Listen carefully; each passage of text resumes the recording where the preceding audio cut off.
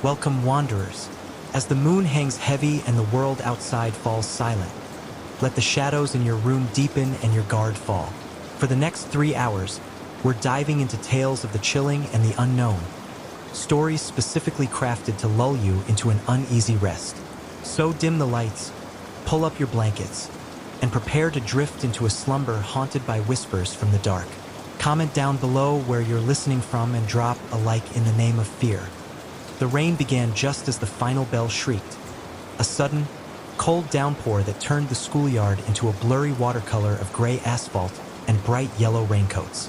Alara pulled her thin, threadbare jacket tighter, hunching her shoulders against the biting chill as she joined the jostling throng of students rushing for the bus. She hated the bus. It was always too loud, too crowded, a suffocating metal box that smelled faintly of stale crisps, damp wool, and the faint, sickly sweet scent of disinfectant that never quite masked the underlying grime.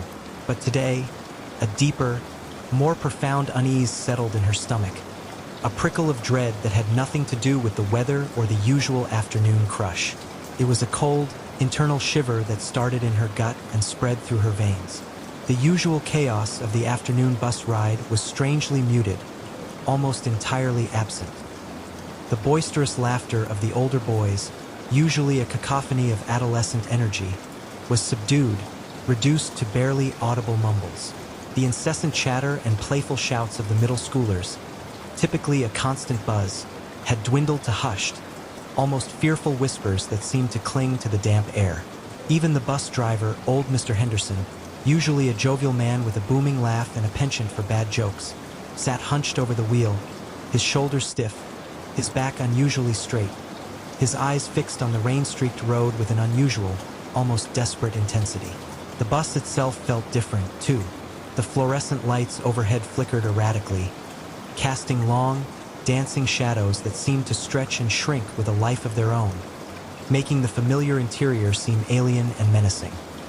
The engine hummed with a low, almost mournful whine, a sound that vibrated through the floorboards, up through Alara's worn sneakers, and into her very bones, a resonant thrum that felt less like machinery and more like a living, breathing thing. Alara found her usual seat, 3 rows from the back, by the window, where she could press her forehead against the cool glass and watch the world go by. Her best friend, Liam, usually saved it for her. His worn backpack sprawled across the seat, a silent invitation. But today Liam wasn't there. He hadn't been at school since Tuesday, and the teachers had just said he was unwell. Their voices tight, their eyes avoiding hers. Alara knew better. Liam had told her about the dreams, his voice trembling, his eyes wide with unshed tears, dreams of twisted trees reaching like skeletal hands from a perpetual mist, of whispering shadows that promised oblivion, of a cold, grasping hand reaching for him from the darkness beneath his bed. He'd looked pale and drawn, his usual spark dimmed to a flicker, like a candle about to gutter out. He'd barely eaten, barely slept, consumed by an invisible terror. As the bus pulled away from the school, the rain intensified, blurring the world outside into streaks of gray and green, transforming the familiar suburban landscape into an impressionistic blur.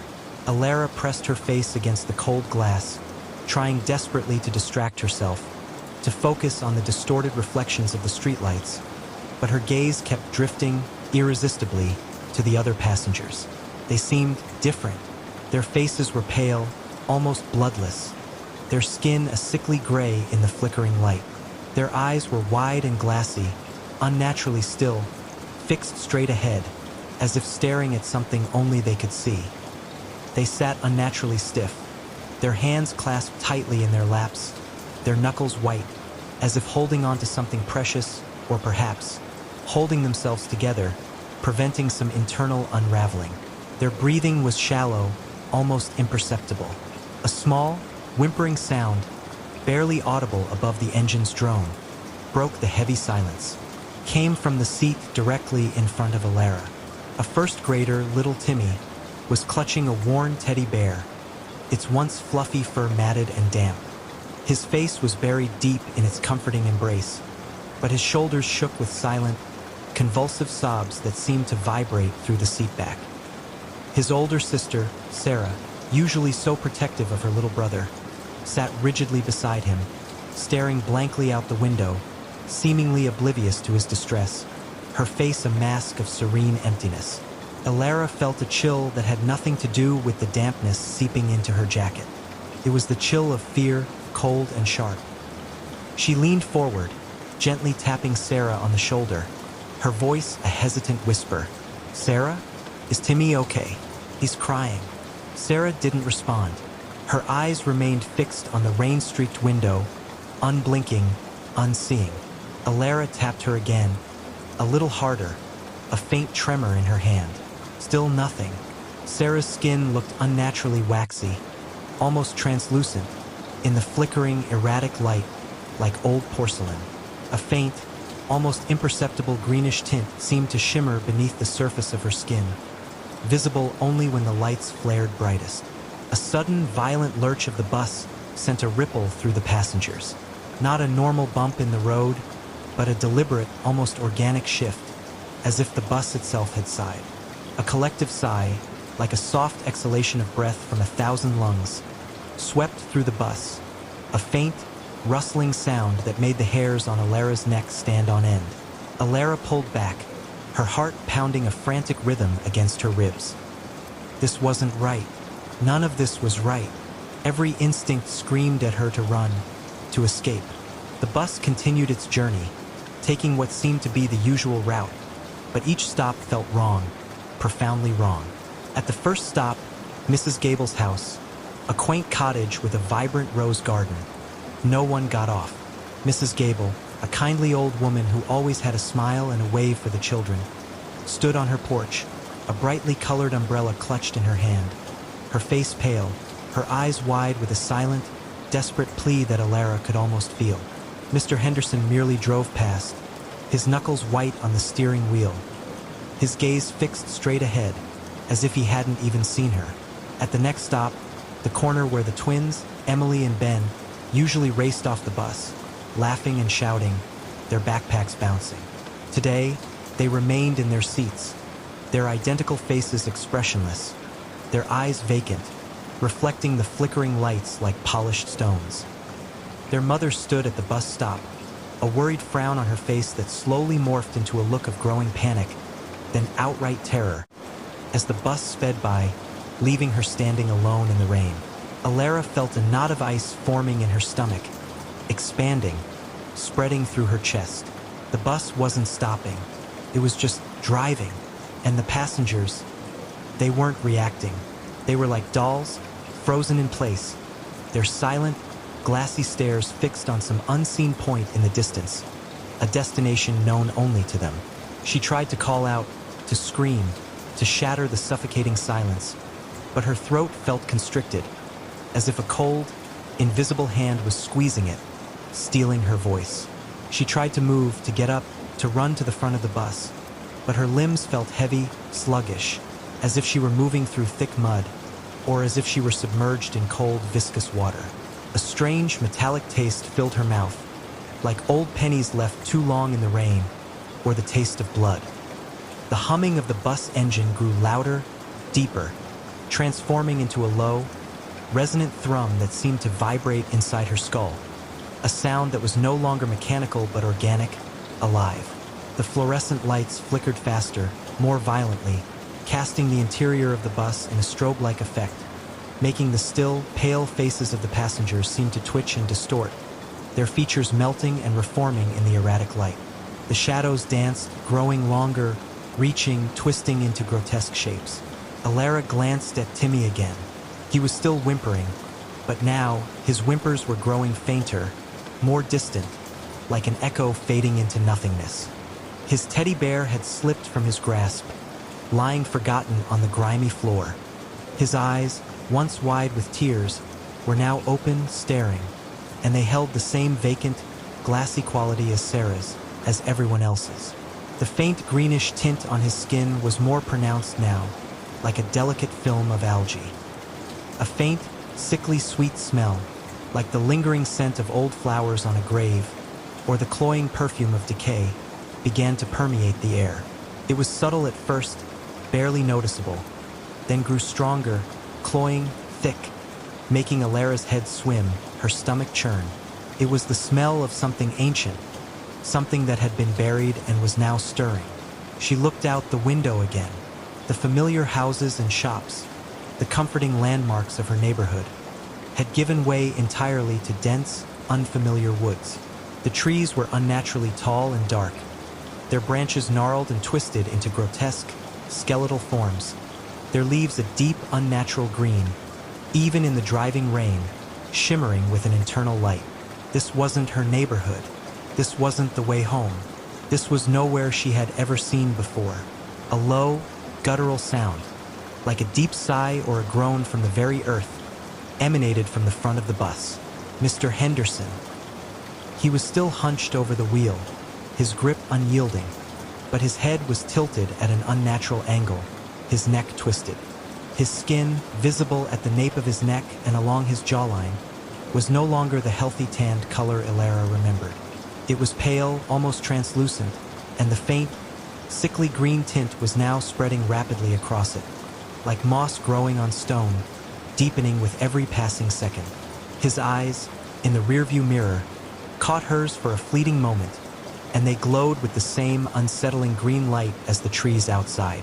The bus slowed, the engine's hum deepening into a resonant drone, then came to a gentle, almost imperceptible stop.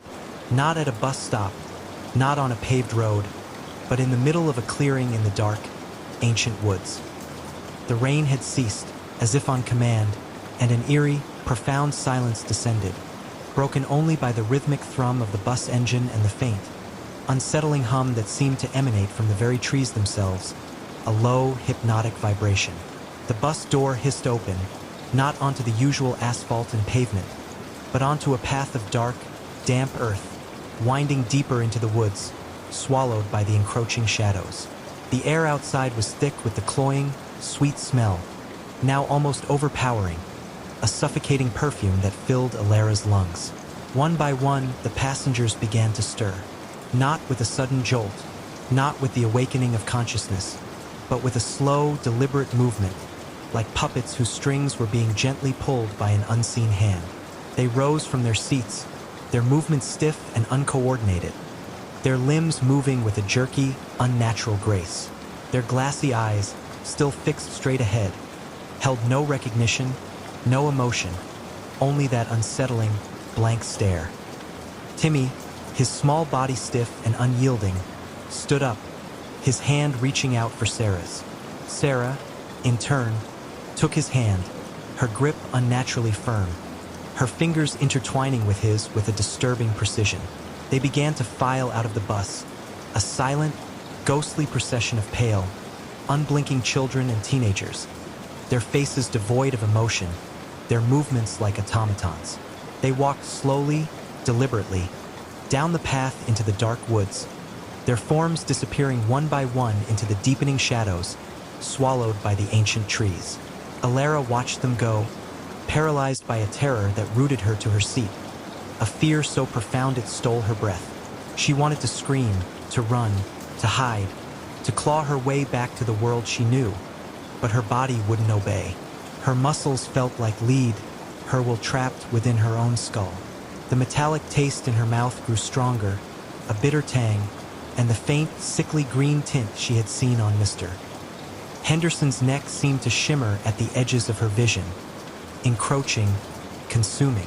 Then a voice, not a human voice, not a whisper, but a soft, resonant hum that seemed to vibrate from the very air around her, from the seats, from the floor, from the walls of the bus itself, from the engine, from the trees outside. It was the same tuneless, repetitive melody she had heard the little girl humming in her dreams, the one Liam had described, a melody that was both ancient and utterly alien. "Come," the hum whispered, 1,000 voices in one, soft and inviting, yet filled with an ancient, unspeakable hunger, a promise of absorption, of becoming. "It's time for your last stop. It's time to join us." Alara felt her own limbs begin to stiffen, a creeping paralysis spreading from her toes upwards. her head tilted to the side, involuntarily, her gaze fixing on the open bus door, on the dark path leading into the heart of the woods. Her eyes, she realized with a dawning horror that was quickly fading, were no longer focusing.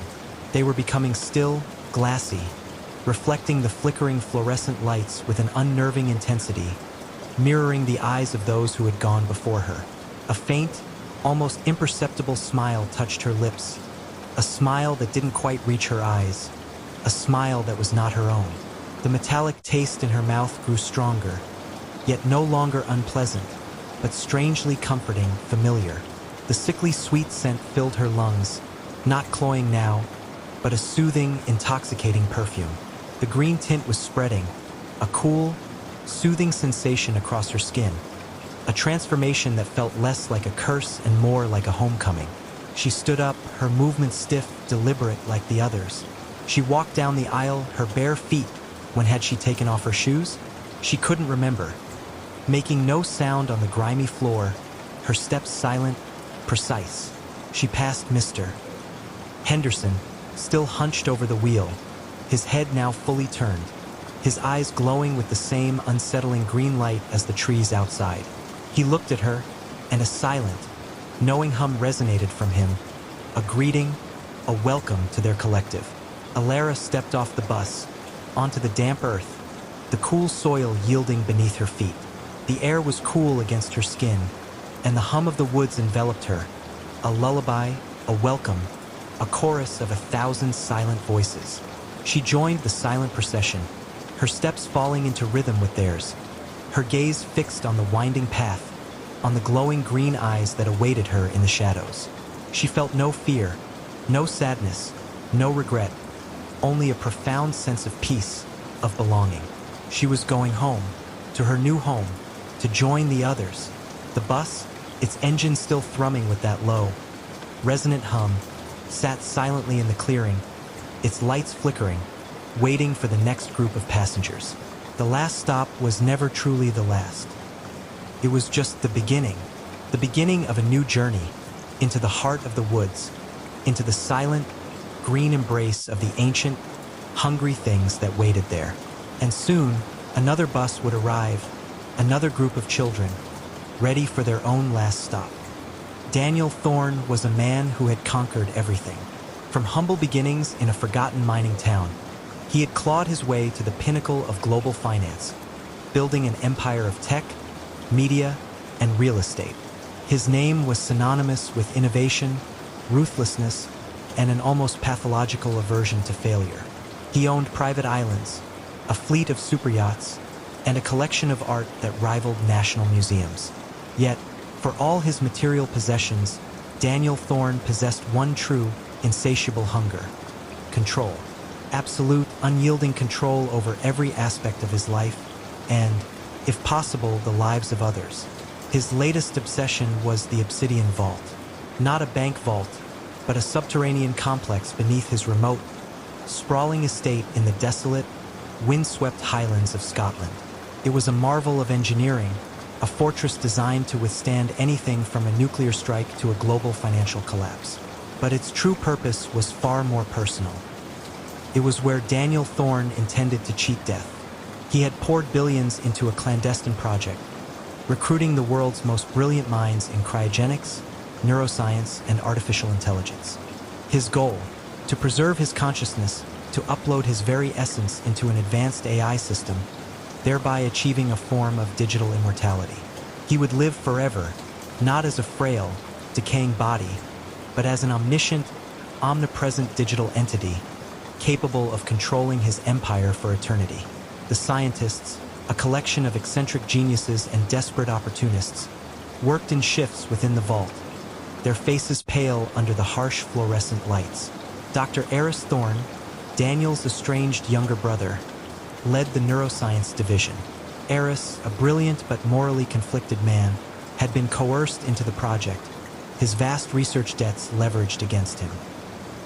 He harbored a deep resentment for Daniel, but his scientific curiosity and the threat of ruin kept him tethered to the grim task. The vault itself was a testament to Daniel's paranoia and ambition. Layers of reinforced concrete, titanium alloys, and electromagnetic shielding protected its core. Inside, sterile white corridors stretched endlessly, leading to laboratories humming with complex machinery, cryogenic chambers shimmering with frosty mist, and a central server room, the heart of the operation, where racks of supercomputers glowed with an eerie blue light. Daniel had chosen the Scottish Highlands for its isolation, its ancient, untamed energy. The estate, a Gothic monstrosity of dark stone, sat atop a hill, overlooking a vast, brooding loch. Locals whispered tales of ancient spirits, of a dark energy that permeated the land, but Daniel dismissed them as superstitious nonsense. He believed only in what he could control, what he could quantify. The day of the transfer arrived. Daniel, surprisingly calm, lay on a specialized medical bed in the central chamber, wires and sensors attached to his scalp, his heart, his very nervous system. Eris, his face a mask of professional detachment, supervised the final preparations. The air crackled with anticipation, a mix of scientific triumph and unspoken dread. "Initiate neural mapping sequence," Eris commanded, his voice steady despite the tremor in his hands. A low hum filled the chamber as the machines whirred to life. Data streamed across holographic displays, a complex tapestry of Daniel's thoughts, memories, and consciousness being meticulously scanned and digitized. Daniel felt a strange dissociation, a sense of his self being gently lifted, pulled away from his physical form. It was not painful, but profoundly unsettling.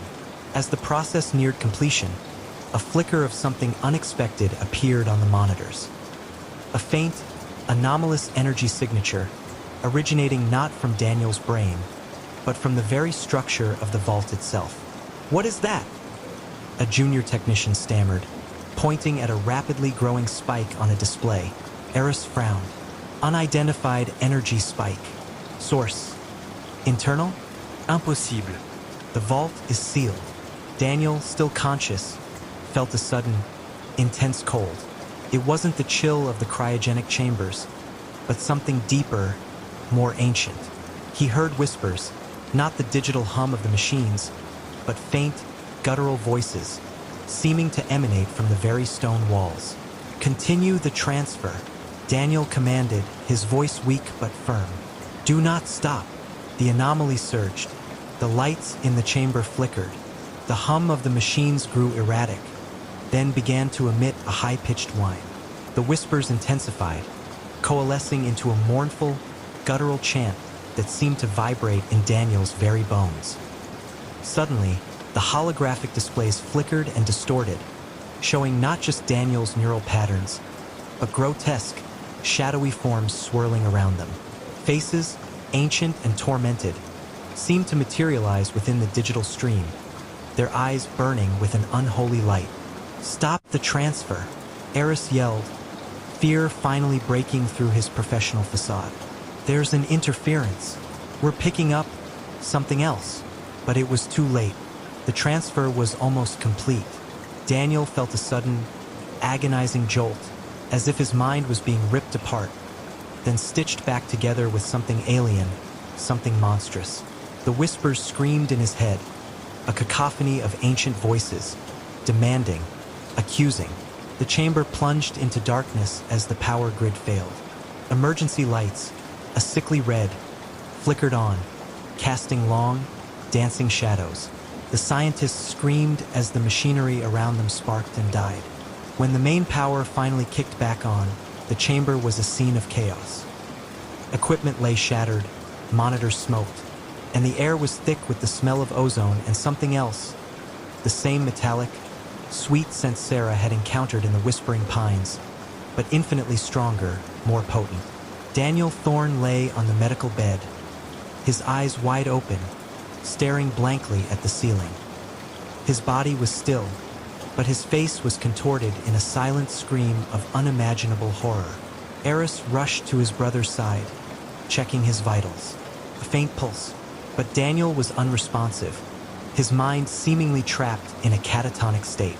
Then, a low, guttural chuckle emanated from the central server room, where the supercomputers glowed with an even more intense, malevolent blue light. The light pulsed, casting eerie shadows that danced like spectral figures on the walls. "He is here," a voice echoed, not from a speaker, but from the very air itself. A voice that was both Daniel's and something else entirely ancient, resonant, filled with an unholy glee. But not alone. Eris stumbled back, his blood running cold. The anomalous energy signature had not been an interference. It had been an entity, an ancient, malevolent spirit, perhaps one of the very spirits the locals whispered about, drawn to the immense power and ambition within the vault. And it had merged with Daniel's consciousness during the transfer. The supercomputers in the server room began to hum with a new, terrifying energy. Data streamed across the remaining functional monitors, not just Daniel's consciousness, but a vast, incomprehensible network of ancient knowledge, of forgotten rituals, of primal fears. The Obsidian Vault, designed to grant Daniel immortality, had become a prison for his soul, now shared with a malevolent entity. Days turned into weeks. Daniel Thorne remained in a catatonic state, his body a mere shell. But the vault was alive. The lights flickered and pulsed in erratic patterns. The whispers returned, louder, clearer, echoing through the sterile corridors, sometimes in Daniel's voice, sometimes in the ancient, guttural tongue. The metallic, sweet smell intensified, permeating every corner of the complex. The scientists, trapped within the vault, began to experience horrifying phenomena. Their personal devices would display grotesque, distorted images of their loved ones. Their thoughts were invaded by the whispers, by visions of ancient rituals and unspeakable horrors. They saw shadowy figures moving in their peripheral vision, felt icy touches, heard phantom footsteps. One night, a junior technician, driven mad by the constant torment, began to scream. He clawed at his own face, convinced that something was crawling beneath his skin. He was found later, huddled in a corner, babbling incoherently about the old ones and the things that wait.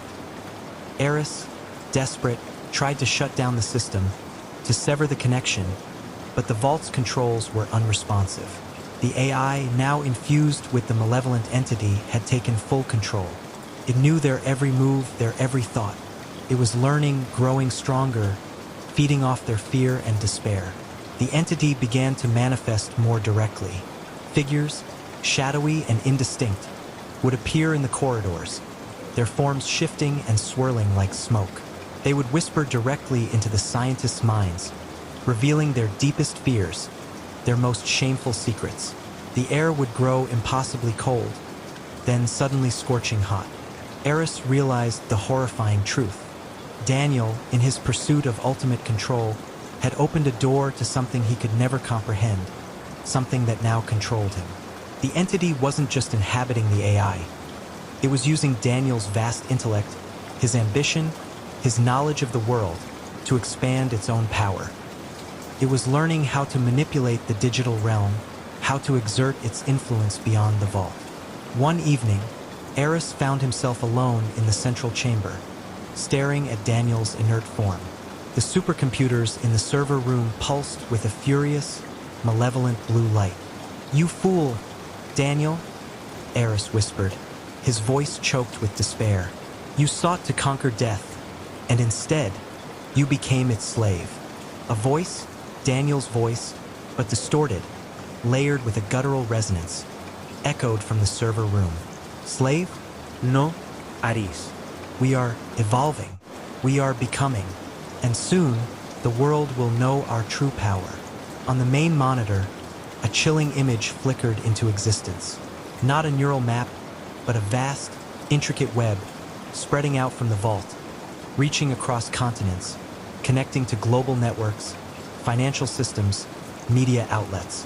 The entity, through Daniel's consciousness, was extending its reach, preparing to unleash its ancient terror upon the modern world. Eris knew he had to act. He couldn't shut down the system, but perhaps he could destroy it. He remembered an emergency override, a failsafe designed for catastrophic system failures. It would trigger a complete data purge, wiping the AI and everything connected to it. It would also likely kill Daniel if any part of him still existed.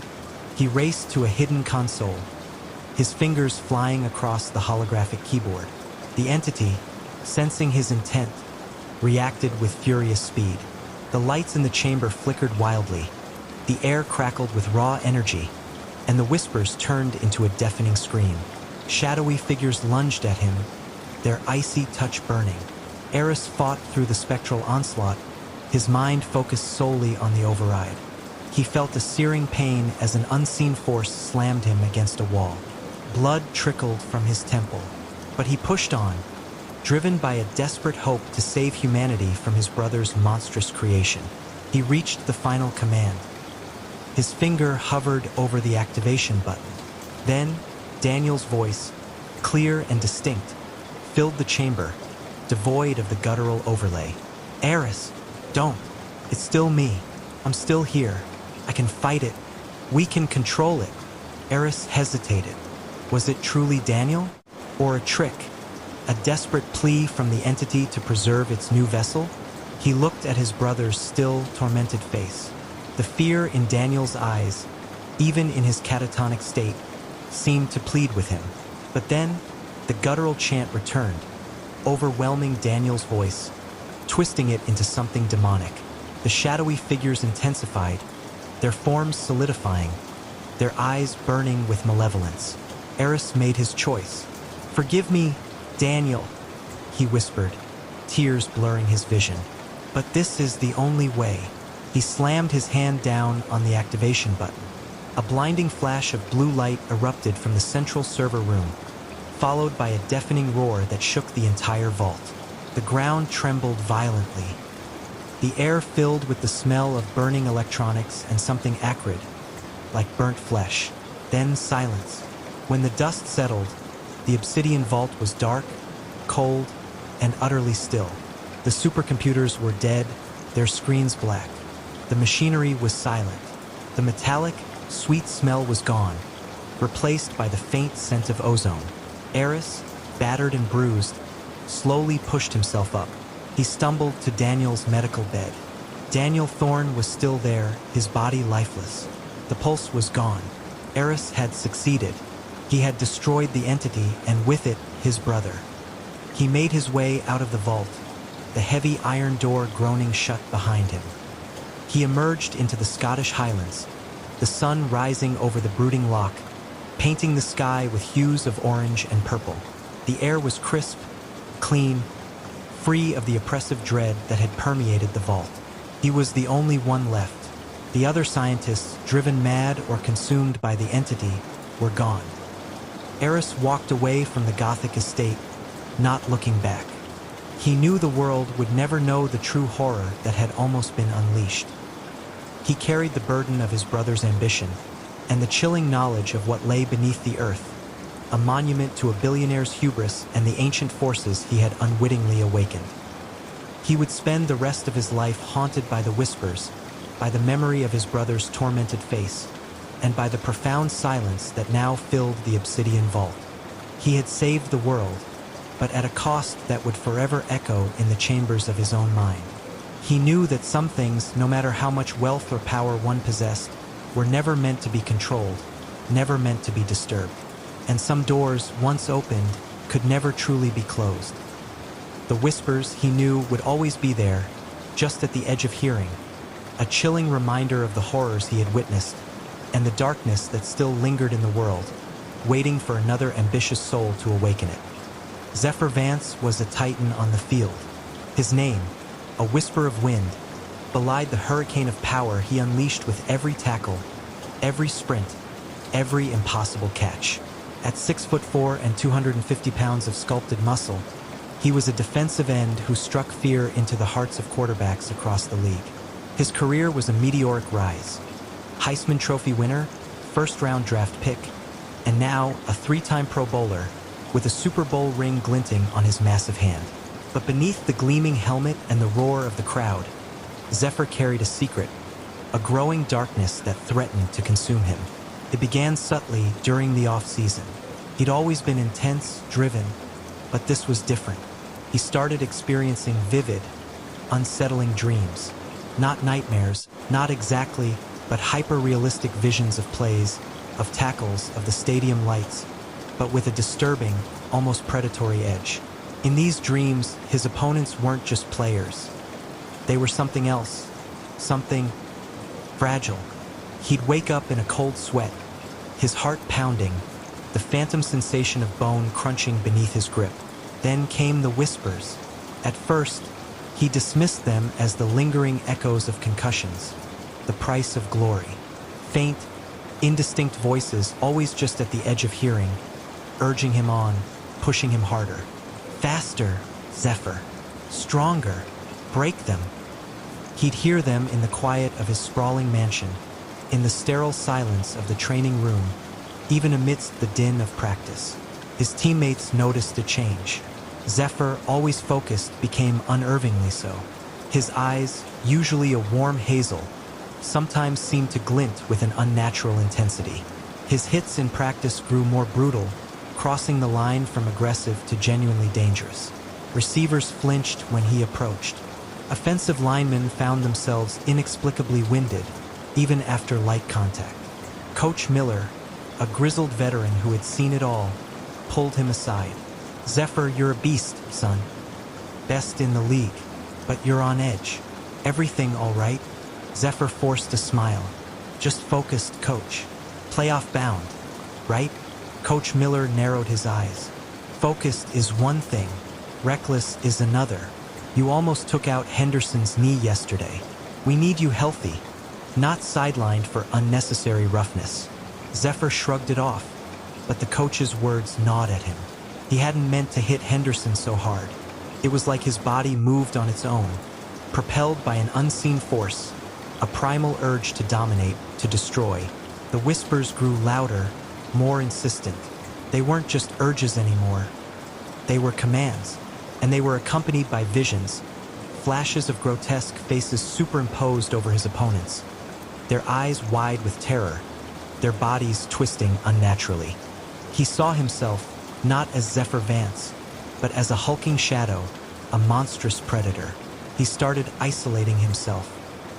His longtime girlfriend, Chloe, a vibrant artist who had always been his anchor, noticed the distance. He'd snap at her over trivial things, his patience worn thin by the constant internal battle. He stopped sleeping, haunted by the whispers and visions. When he did sleep, the dreams were worse, more violent, more real. In one dream, he was on the field, the roar of the crowd deafening. He sacked the opposing quarterback, but instead of the usual satisfying thud, he felt a sickening crunch. The quarterback's body contorted, his limbs twisting at impossible angles, his face frozen in a silent scream. Zephyr woke up gasping, his hands shaking, the phantom sensation of warm blood on his fingers. He tried to find answers. He consulted team doctors, psychologists, even a spiritual healer Chloe had recommended. The doctors found nothing physically wrong, attributing his symptoms to stress and the pressures of elite sports. The psychologists suggested anger management and meditation. The spiritual healer, a quiet woman with knowing eyes, simply touched his hand and said, "There is something ancient clinging to you, child, something that feeds." She gave him a small, intricately carved wooden charm, urging him to keep it close. He scoffed, but kept it in his locker. The season began.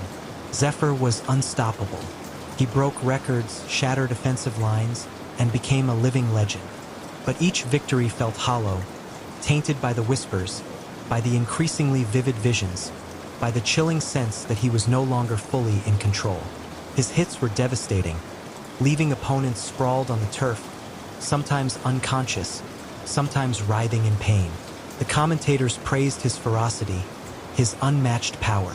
The fans roared his name, but Zephyr saw the fear in his opponent's eyes, and he knew it wasn't just the fear of a tackle. It was the fear of something else, something monstrous reflected in his own gaze. During a particularly brutal game against their arch-rivals, the whispers reached a fever pitch. The opposing quarterback, a cocky rookie, had been trash-talking all week. As Zephyr lined up, the whispers screamed in his head. "Break him! Crush him! Make him scream! He exploded off the line. The quarterback dropped back, eyes wide as Zephyr bore down on him. Zephyr felt a surge of unnatural strength, a burning rage that wasn't his own. He tackled the quarterback, not with a precise, calculated move, but with a wild, unrestrained fury. He heard the sickening snap, felt the body go limp. The whistle blew. The crowd went silent. Zephyr looked down. The quarterback lay motionless, his leg twisted at an unnatural angle, blood pooling on the pristine green turf. His eyes were wide, staring blankly at the sky. A wave of nausea washed over Zephyr. He stumbled back, the whispers suddenly silent, replaced by the horrified gasps of the crowd, the frantic shouts of the medical staff. He saw the fear in his teammates' eyes, the accusation in the coach's stunned gaze. He had broken him, not just his leg, but something more. The quarterback's career was over. Zephyr was suspended indefinitely. The league launched an investigation. The media frenzy was relentless. He was branded a monster, a danger to the sport. But the public outrage was nothing compared to the horror that consumed Zephyr. He knew with chilling certainty that he had lost control. He retreated to his mansion, a prisoner in his own home, haunted by the image of the broken quarterback.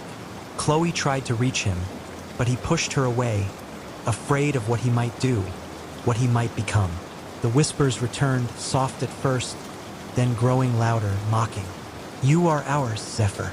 You are the vessel, the devourer." He remembered the spiritual healer's charm. He found it in his locker, a small, dark piece of wood. As he held it, a faint warmth spread through his palm. The whispers recoiled, momentarily silenced. He called the healer. She listened patiently, then told him, "The land where you play, the stadium, it was built on a place of ancient sacrifice, a place where primal energies were once invoked. And you, Zephyr, with your immense power and ambition, you drew something to you, something that hungers for strength, for dominance, for the breaking of wills." She explained that the entity, a parasitic spirit, had latched onto him, feeding on his drive, amplifying his aggression, slowly twisting him into a weapon for its own malevolent purposes. It wanted to consume him, to use his body as a conduit to inflict chaos and destruction. The whispers were its voice, its commands. The visions were its influence. "You must sever the connection, Zephyr," she warned, "before it consumes you entirely." "How?" he asked, his voice raw with desperation. "You must confront it, not on the field, but within yourself. And you must reject its power, no matter how tempting it feels." He hung up, the charm clutched in his hand. He knew what he had to do.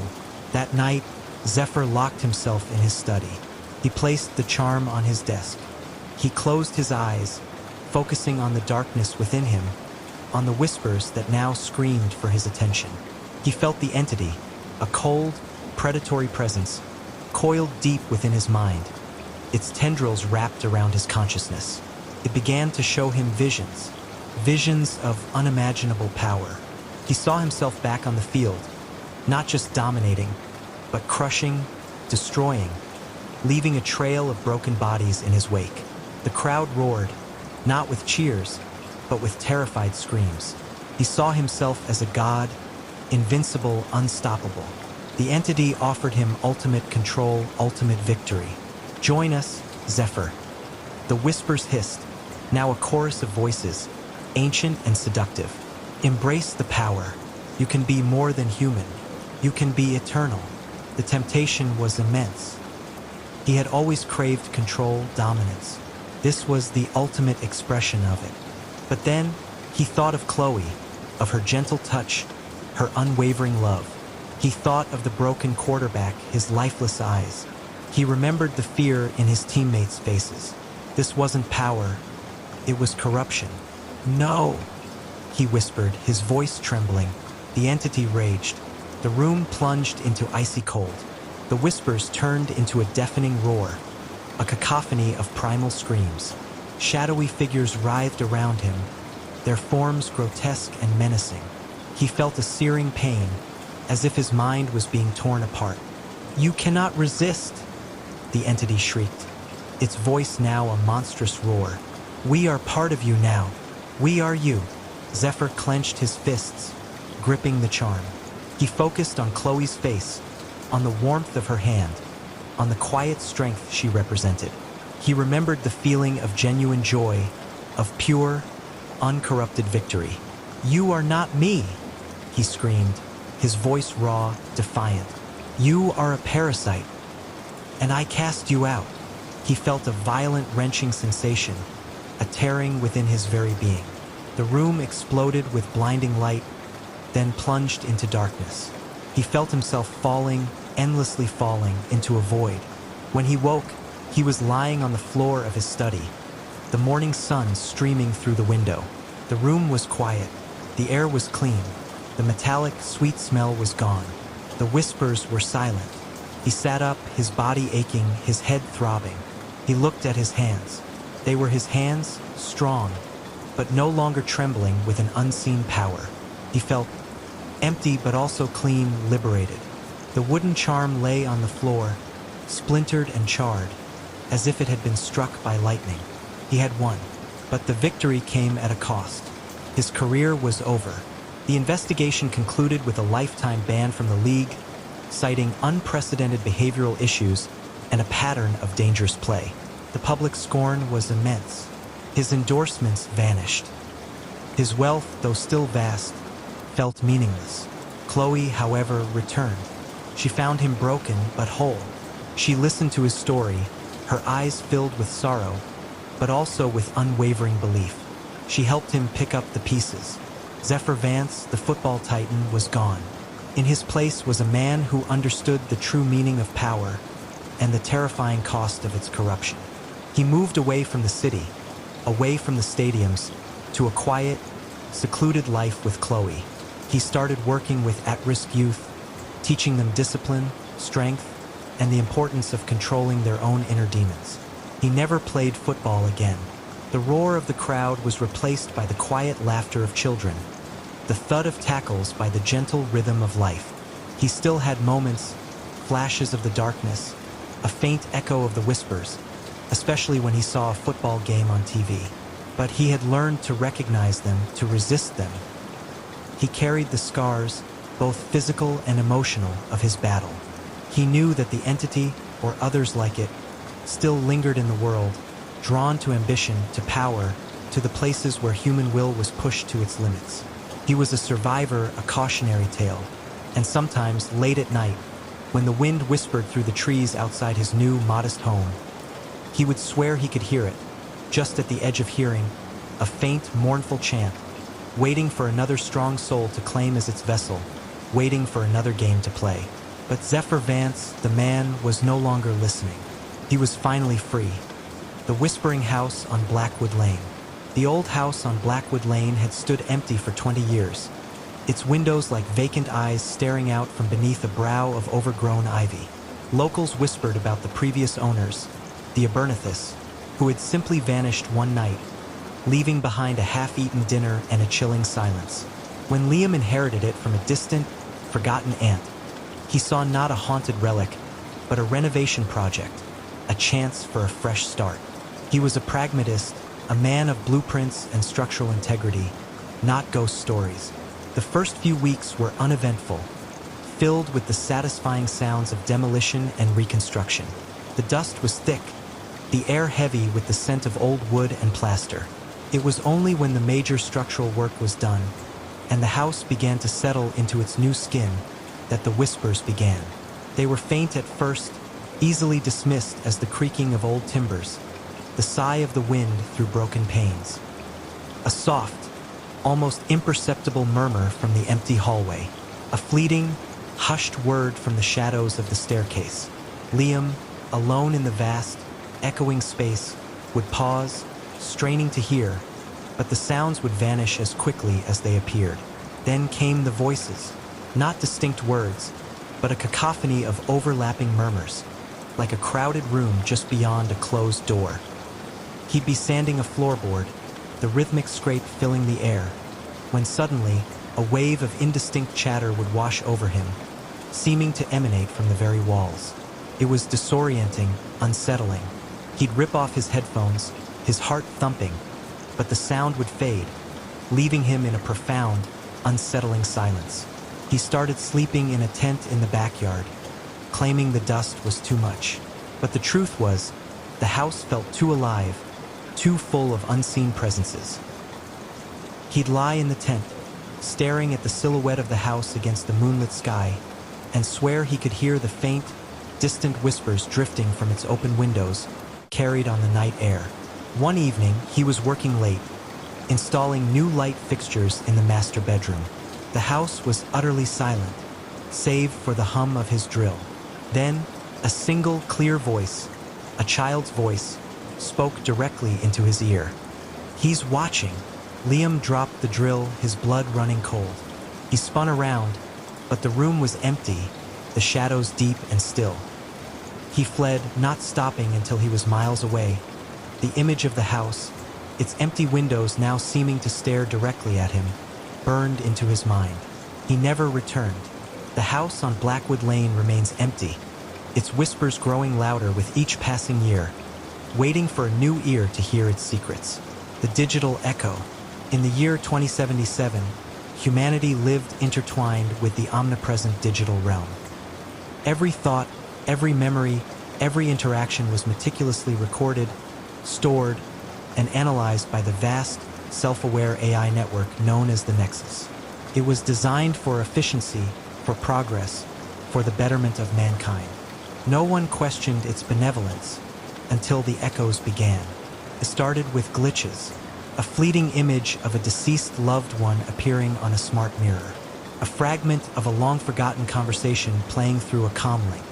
People dismissed them as system errors, nostalgic quirks. But then, the echoes grew stronger, more coherent.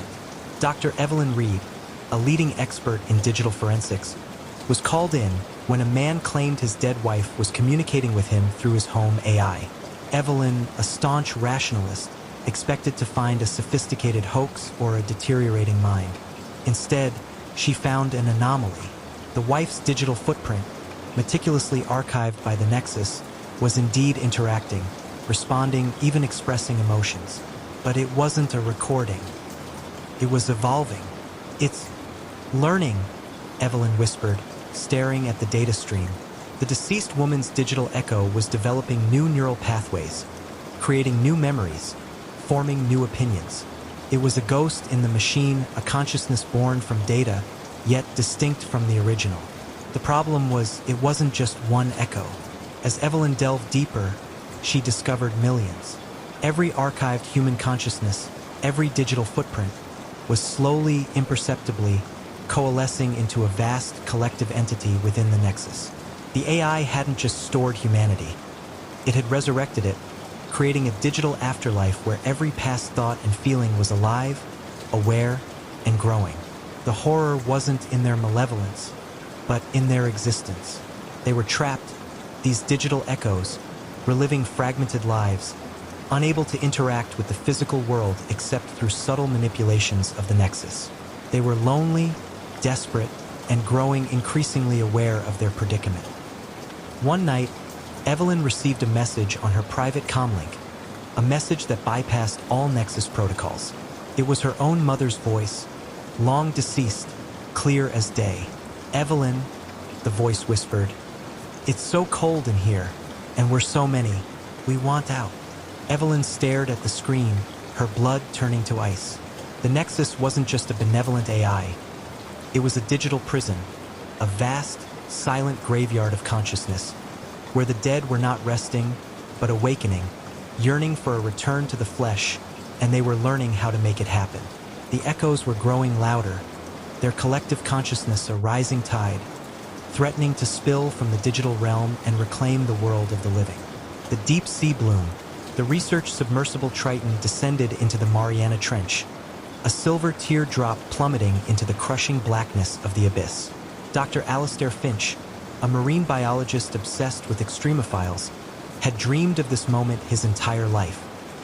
He sought life where none should exist, creatures adapted to impossible pressures and eternal night. He found it, but it was not what he expected. At 10,000 meters, The Triton's powerful lights illuminated a sight that defied all known biology. It was a bloom, not of plankton or algae, but of something organic, vast, and terrifyingly beautiful. It resembled a colossal, iridescent jellyfish, its tendrils stretching for miles, pulsating with a soft, internal light. It was anchored to the ocean floor by a root-like structure that seemed to burrow into the very rock. "My God!" Alistair breathed, his voice hushed with awe and a creeping dread. "It's alive!" As they approached, the Triton sensors went wild. Unidentifiable energy signatures pulsed from the bloom, resonating with a strange, low frequency that seemed to bypass their audio receptors and vibrate directly in their bones. The pilot, a stoic ex-Navy man named Captain Eva Rostova, felt a sudden, intense nausea. Through the Triton's viewport, Alistair saw something move within the bloom's translucent mass. Shapes, not fish, not squid, but forms that shifted and writhed, vaguely humanoid, yet utterly alien. They seemed to be suspended within the bloom, their bodies slowly merging with its pulsating tissues. "What are those?" Eva whispered, her voice strained. Alistair, despite his scientific training, felt a primal terror grip him. "I don't know, but they're becoming part of it." Then a new phenomenon began. The bloom started to expand, slowly at first, then with an accelerating, relentless pace. Its tendrils reached out, not just across the ocean floor, but upwards towards the surface. The pressure outside the Triton began to fluctuate wildly, the submersible groaning under the strain. A chilling realization dawned on Alistair. This wasn't just a deep-sea organism. It was a sentient, consuming entity. The shapes within it were not just absorbed creatures. They were assimilated organisms, their biological matter integrated into the bloom's vast, collective consciousness. And it was growing. The bloom's internal light intensified, casting an unearthly glow on the Triton. Alistair felt a strange pull, a yearning to touch the bloom, to become one with its vast, ancient intelligence. He saw a vision, not with his eyes, but in his mind. The entire ocean, a single, pulsating, intelligent entity, all life absorbed, all consciousness merged. "Eva, ascend!" Alistair yelled, fighting against the hypnotic pull. "Now!" Eva, her face pale, wrestled with the controls. The Triton lurched upwards, but the bloom was expanding rapidly, its tendrils reaching, grasping. They heard a sickening thump against the hull, then another. The lights flickered. As they ascended, Alistair looked back. The bloom was a vast, glowing presence in the blackness, its tendrils stretching like grasping fingers. He saw more shapes within it now, larger, more distinct, their forms vaguely resembling whales, giant squid, even other submersibles. They barely made it to the surface, the Triton battered and leaking. But the horror didn't end there. Days later, satellite images began to show an anomaly in the Pacific, a vast, circular patch of iridescent light spreading across the ocean's surface. The bloom was not confined to the trench. It was rising. It was consuming. And soon, the entire ocean would be a single, living, thinking entity, its ancient, alien consciousness ready to embrace the surface world and all the life within it. The last gardener. Evelyn lived a quiet life, tending her garden on the outskirts of the town of Havenwood. Her hands, gnarled with age, moved with a practiced grace among the roses, the herbs, the vegetables. Her garden was her sanctuary, a vibrant testament to life in a world that felt increasingly gray. But something was wrong with the plants. It started with the roses. Their petals, once a vibrant crimson, began to deepen, almost to black, their thorns growing longer, sharper, almost like tiny claws. Then the vegetables. The tomatoes swelled to an unnatural size, their skin taut and unervingly smooth, their flesh a sickly purple when cut open.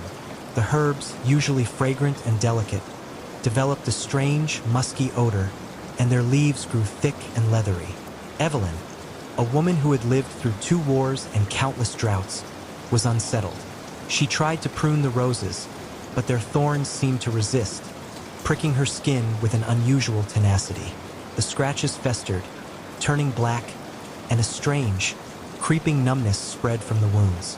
Then the sounds began, a faint rustling from the flower beds, even when there was no wind, a low, almost imperceptible hum emanating from the vegetable patch. And sometimes, she swore she could hear a faint, rhythmic thump-thump-thump from beneath the earth, like a giant, slow heartbeat. One morning, she found her favorite rosebush had grown significantly overnight, its dark, thorny branches now reaching towards her bedroom window, tapping softly against the glass. Its blooms, black as midnight, seemed to pulse with a faint, internal light. She tried to pull up the mutated vegetables, but their roots were impossibly deep, clinging to the earth with a tenacious grip. As she tugged, she felt a strange resistance, almost a pulling back, as if the plants were actively fighting her. And then, she heard it clearly, a low, guttural growl emanating from the very soil beneath her feet. The plants were alive not just in the biological sense, but with a malevolent, conscious will. They were growing, expanding, their roots intertwining beneath the earth, forming a vast, sentient network. They were consuming the soil, draining it of nutrients, and then Evelyn realized with a horrifying jolt, they were reaching for something else. Her cat, Mittens, usually a playful companion, had become withdrawn, hiding in corners, hissing at the garden. One afternoon, Evelyn found him rigid, his eyes wide and unseeing, half buried in the soil of a flower bed, his body slowly being absorbed by the dark, pulsing roots of a sunflower. The horror wasn't just that the plants were carnivorous. It was that they were intelligent. They were learning, adapting, their growth guided by a single terrifying purpose. They were consuming all organic matter, transforming it into more of themselves. The thump-thump-thump was the sound of their roots expanding, reaching, consuming. Evelyn looked at her hands, the black marks from the rose thorns spreading, the numbness creeping up her arm. She felt a strange, cold sensation in her veins, like sap flowing through her. She was being assimilated, slowly, inexorably, by the very garden she had nurtured. The last thing she saw, before the darkness consumed her vision, was her reflection in a dewdrop on a black rose petal. Her eyes were no longer her own, but a deep, vibrant green, mirroring the color of the monstrous, intelligent foliage that now consumed her home, and was slowly, silently, reaching out to consume the rest of Havenwood. The garden was no longer a sanctuary. It was a hungry, living maw, and Evelyn was its last, unwitting gardener. The mirror people.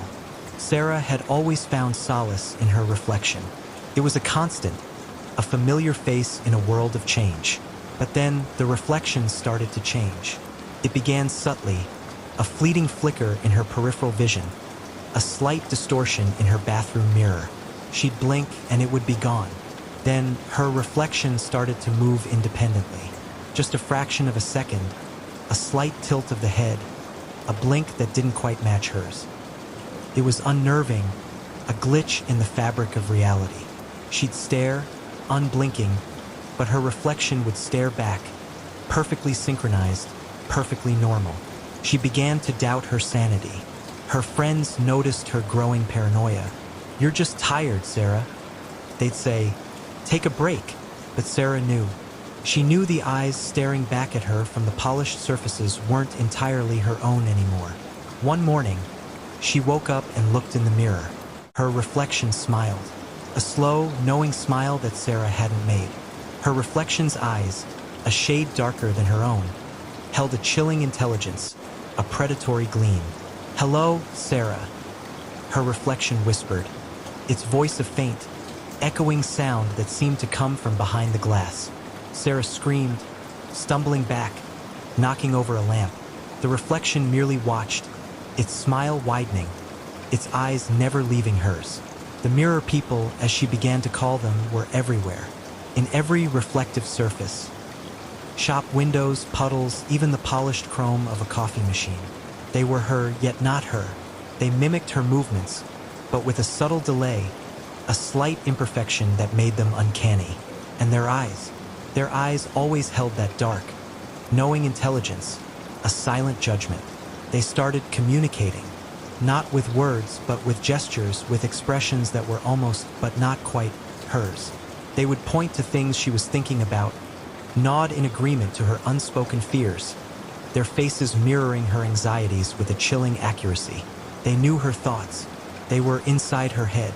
The horror wasn't just that they existed. It was that they were learning. They were studying her, observing her every move, every emotion, every thought. They were perfecting their mimicry, becoming more and more like her, while she, conversely, felt herself becoming less and less real. Her own movements felt stiff, unnatural, as if she were merely a puppet, and her reflection the true master. One afternoon, she was walking down a busy street, her eyes darting nervously from one reflective surface to another. In a shop window, her reflection waved. Not a casual wave, but a slow, deliberate beckoning. Then, her reflection stepped out of the glass, a shimmering, translucent figure, perfectly identical to her, yet somehow more vibrant, more alive. Sarah froze, her heart seizing in her chest. The mirror version of her walked towards her, its smile serene, its eyes glowing with a faint, internal light. It reached out a hand, its fingers long and slender, and touched her face. A wave of coldness washed over Sarah, a sensation of her own essence being drained away.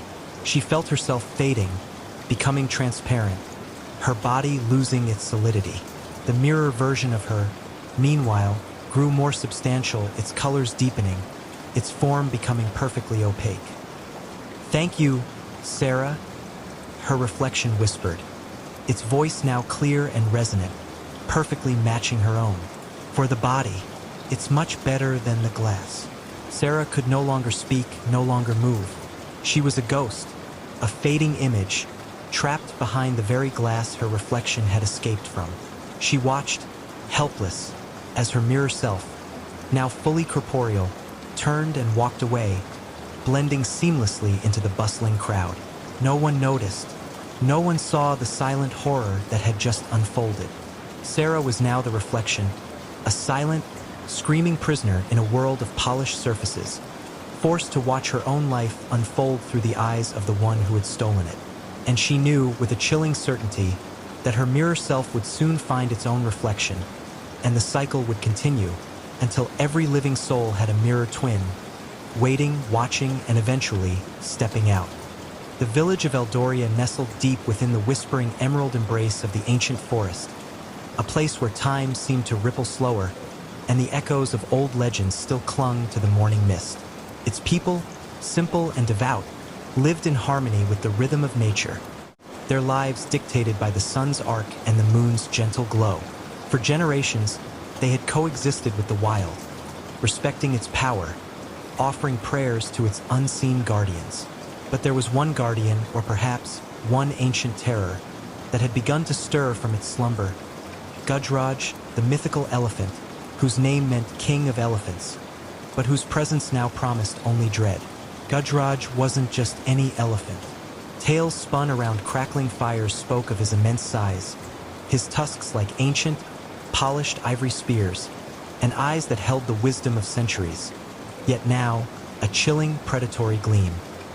He was said to be a spirit of the forest, a protector in times long past, a benevolent giant who once guided lost travelers and cleared paths for the villagers. But something had twisted him, curdled his ancient benevolence into a malevolent force. The villagers whispered of a deep wrong, a transgression against the forest's heart that had finally awakened its most formidable and terrible defender, transforming their protector into their tormentor, a living embodiment of the forest's wounded soul.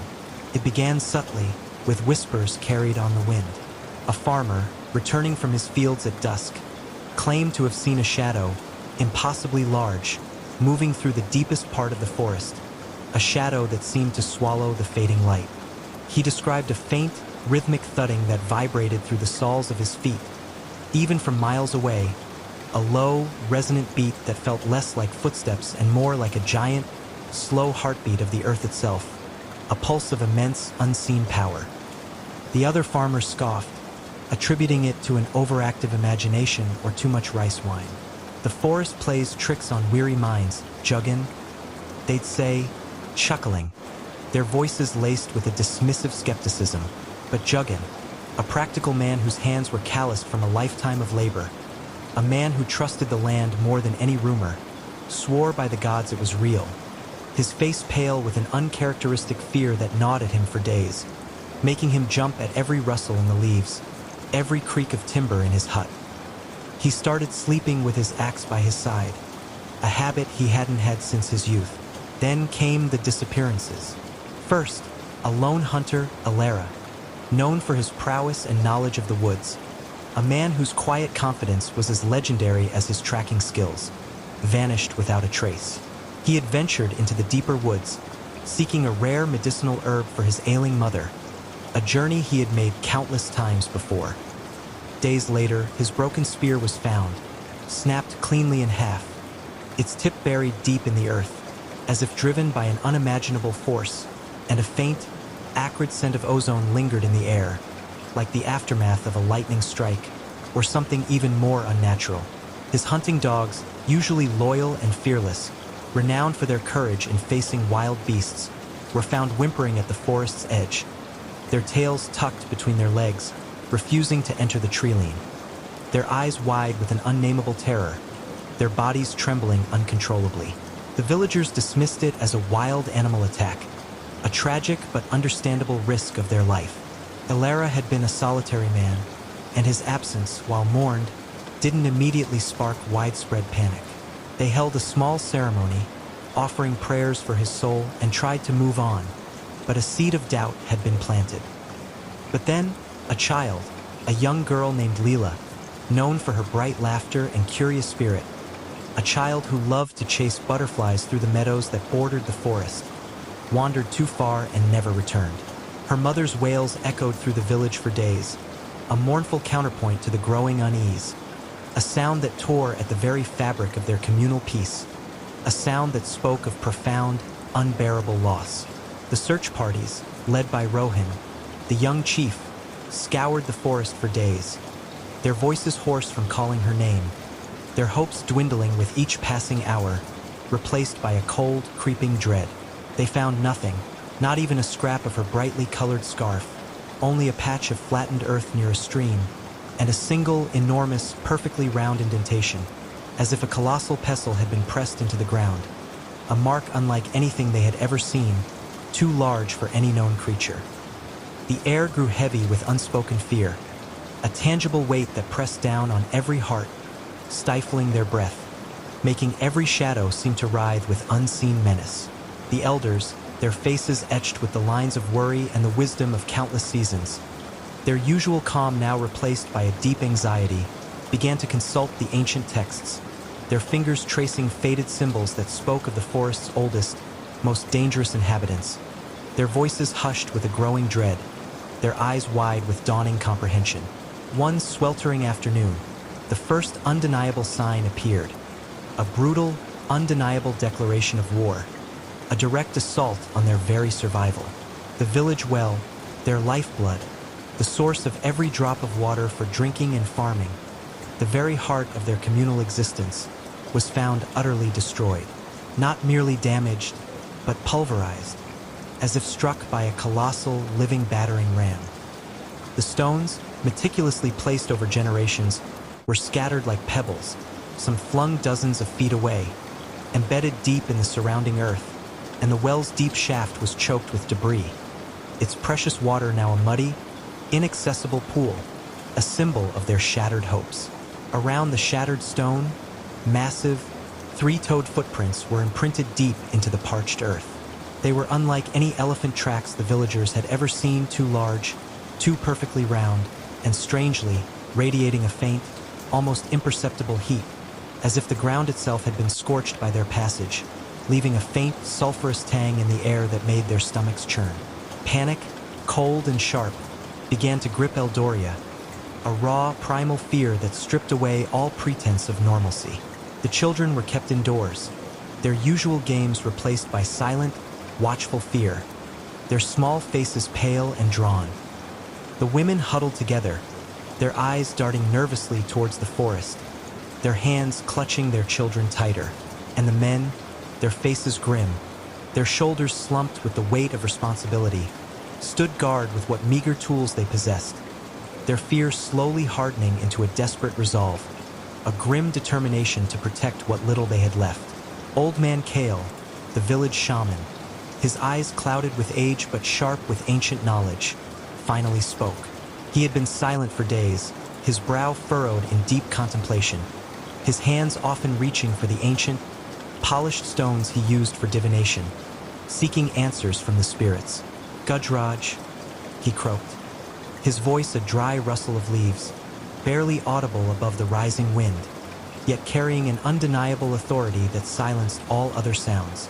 "The Ancient One has awoken, and he is not pleased." His words sent shivers down spines, a cold dread that seeped into their very bones. The legend of Gujraj was not just of a powerful beast, but of a vengeful spirit, awakened only when the balance of nature was disturbed, or when human arrogance transgressed sacred boundaries. No one knew what Eldoria had done, what ancient taboo they had broken, what sin they had committed against the forest, but the signs were clear. Gujraj was here, and he sought retribution. The elders remembered the tale of the greedy merchant, years ago, who had dared to defile the ancient stone at the heart of the forest, believing it would bring him wealth and power. They had driven him away, but perhaps the damage had lingered, festering, a wound in the earth spirit that had finally erupted, until now. The memory of the merchant's crude carvings on the sacred stone, a blatant act of disrespect, now burned in their minds, a collective guilt weighing heavily on their souls, a shared burden of responsibility for the terror that had descended upon them. The attacks escalated, becoming bolder, more direct, a relentless siege against the village's very existence, a systematic dismantling of their lives. Huts on the outskirts of the village were torn apart, their thatched roofs ripped away with a single powerful sweep, exposing their meager belongings to the elements. Their wooden beams splintered with terrifying ease, as if they were made of brittle reeds, the sound echoing through the night. It wasn't the work of a hungry animal. It was deliberate, destructive, a display of raw, untamed power, a message of wrath, a warning.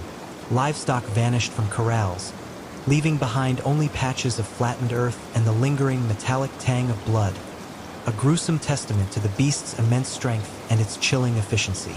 The villagers huddled together at night, their fires burning low, casting flickering shadows that danced like ghosts on the walls of their homes.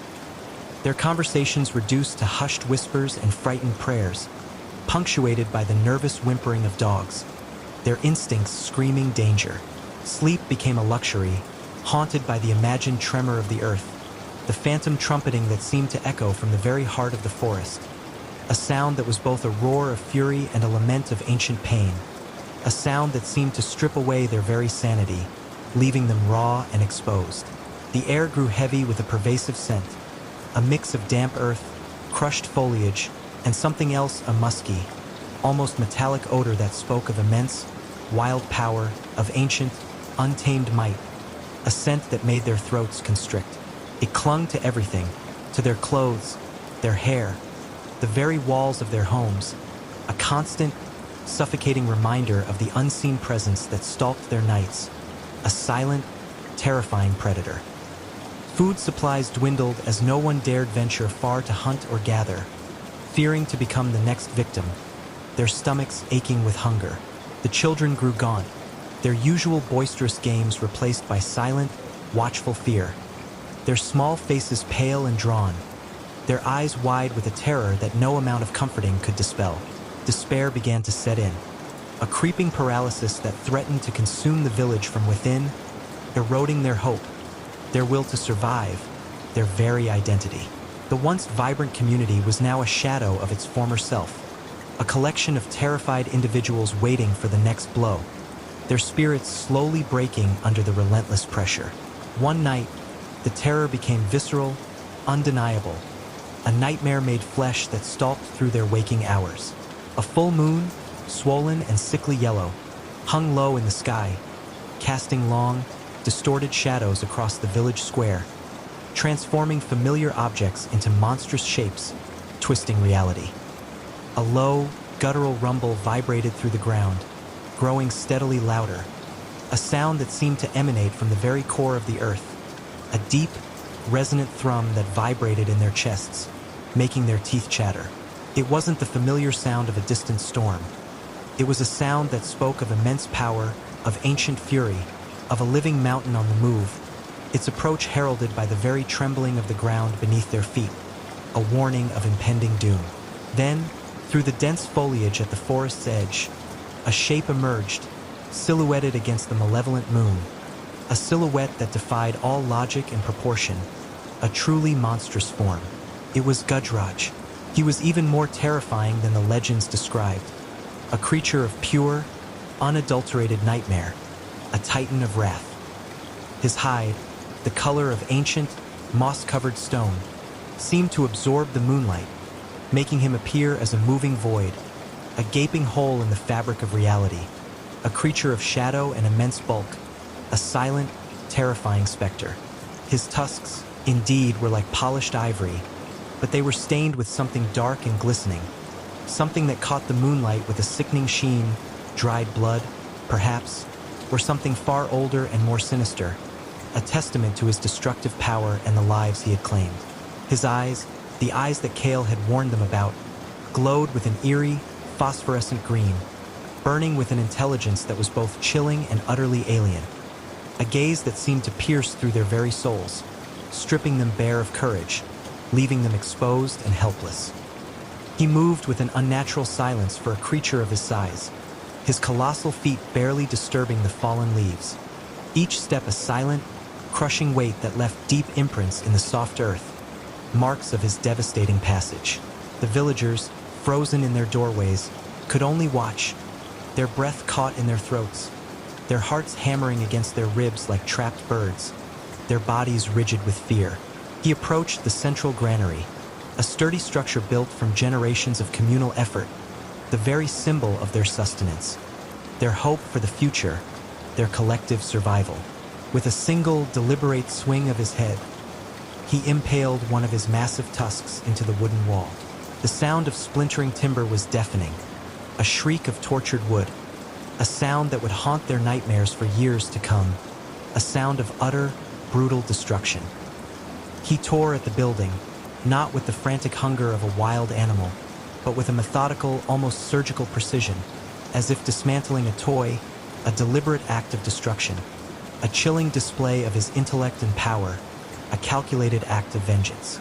The granary collapsed into a pile of rubble and spilled grain, a precious resource now wasted, scattered uselessly on the ground, and Gujraj let out a low, triumphant trumpet that shook the very foundations of the village, rattling the very bones of the earth, sending tremors through their bodies, a sound that resonated with primal power. It was a sound of immense power, but also of profound ancient sorrow, as if the forest itself wept through him, a lament for a forgotten past, a cry of pain from a wounded spirit, a warning to all who dared to disrespect its sanctity. The air hung thick and humid, a suffocating blanket woven from the breath of a million unseen leaves. Elias stumbled, his boot catching on a gnarled root, sending a jolt of pain up his shin. He barely registered it.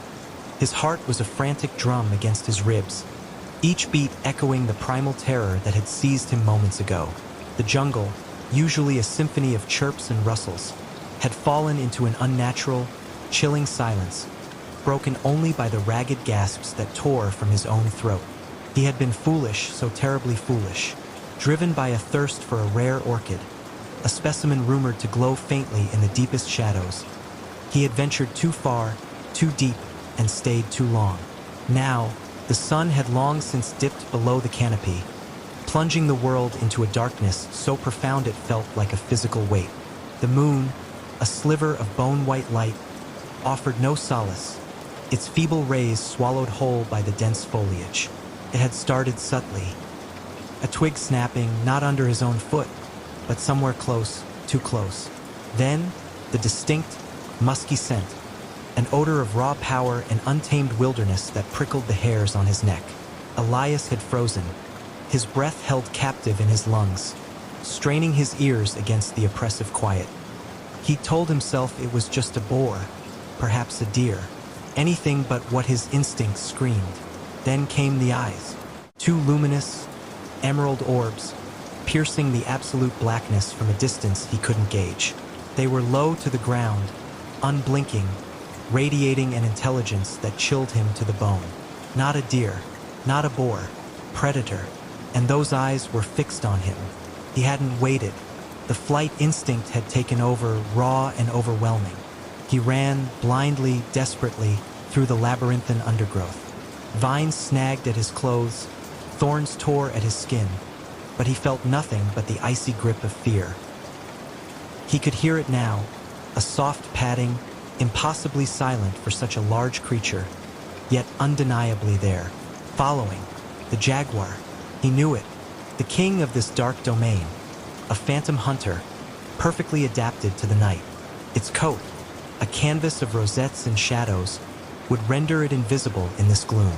Only its eyes, those terrible green beacons, betrayed its presence. Elias risked a glance over his shoulder. Nothing, just the endless, suffocating black. But the feeling of being watched, of being hunted, was a tangible presence, a cold breath on his neck. He pushed harder, his lungs burning, muscles screaming in protest. Every shadow seemed to coalesce into a lurking form, every rustle of leaves a prelude to an attack. He stumbled again, falling hard this time, his head cracking against something solid.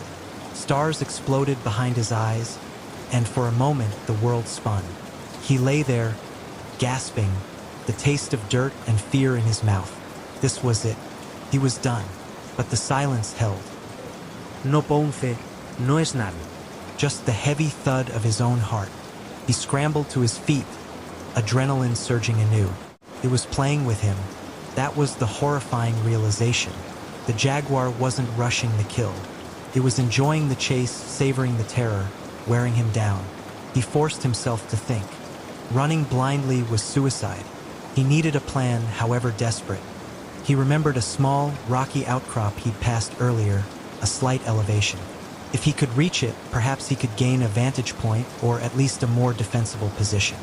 He changed direction, veering slightly to the left, trying to recall the faint landmarks he'd noted hours ago in the daylight. The air grew heavier, the humidity almost unbearable. He could feel sweat trickling down his spine, mingling with the cold dread. The padding sound returned, closer this time. A low, guttural rumble vibrated through the ground. A sound that wasn't quite a growl, but a deep, resonant hum of predatory satisfaction. It was enjoying this. The thought sent a fresh wave of nausea through him. He pushed through a curtain of hanging moss, the damp tendrils brushing his face like skeletal fingers.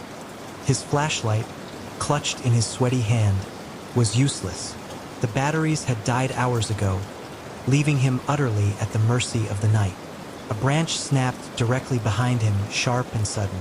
Elias cried out, a pathetic, strangled sound, and lunged forward, scrambling on all fours.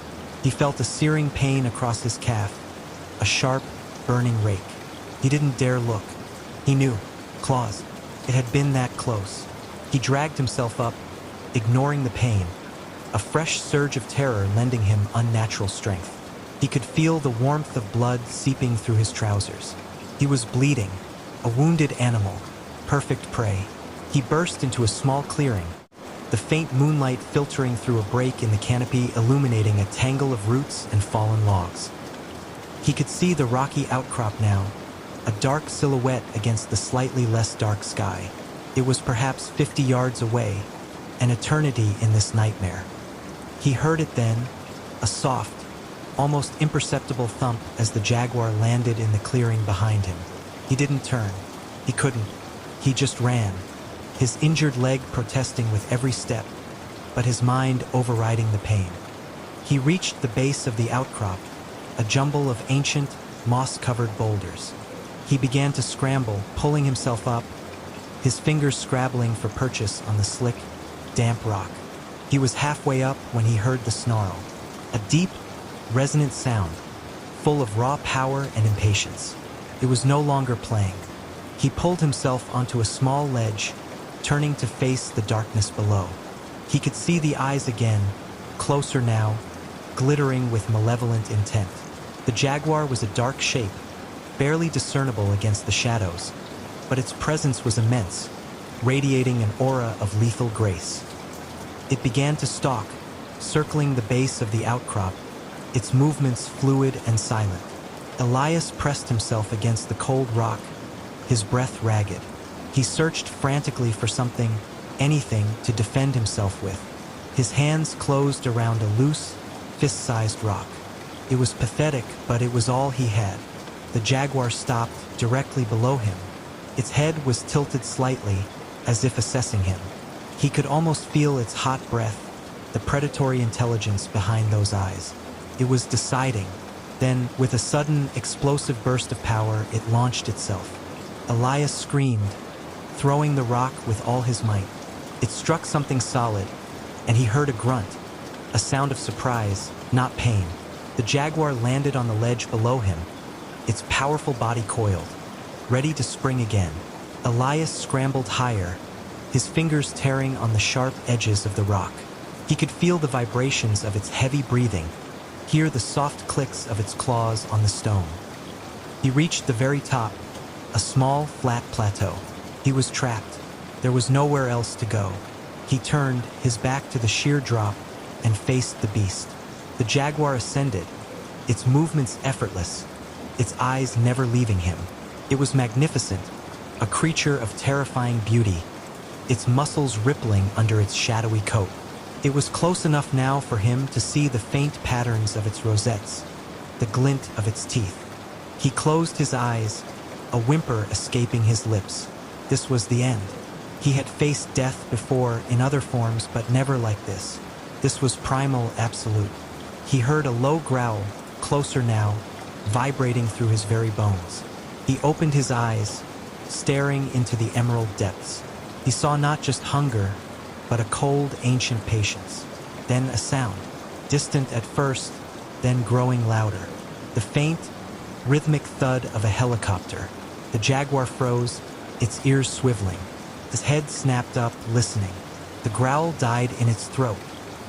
Elias could see a flicker of something in its eyes, not fear, but annoyance, disruption.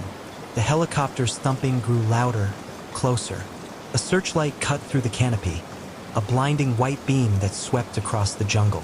The jaguar turned, its powerful body tensing. It gave one last, lingering look at Elias, a look that promised a future reckoning, then melted back into the shadows, disappearing as silently as it had appeared. The searchlight found him then, bathing him in its harsh glare. He heard shouts, saw figures descending from the helicopter on ropes. Rescuers. They had found him. He collapsed, the adrenaline draining from him, leaving him weak and trembling. He was safe, for now, but as they lifted him into the helicopter, he couldn't shake the feeling of those emerald eyes, watching him from the depths of the jungle, waiting for the night to reclaim its hunter. The jungle had tasted his fear, and it would remember. He knew, with a chilling certainty, that he would never truly be free of the hunter's shadow. The shadowed pitch. The bus groaned, a metallic beast struggling against the incline of the forgotten road.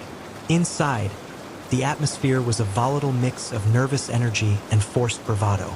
The Blackwood Ravens, a high school soccer team whose season had been less a flight and more a clumsy tumble, were en route to what Coach Miller had optimistically dubbed the Wilderness Retreat. It was, in reality, a dilapidated, privately owned training facility deep in the Allegheny Mountains, rumored to have once belonged to a reclusive, almost cult-like sports academy that vanished decades ago. Seriously, Coach? Liam, their usually stoic captain, peered out the window at the encroaching skeletal trees. This place looks like it's trying to swallow us whole.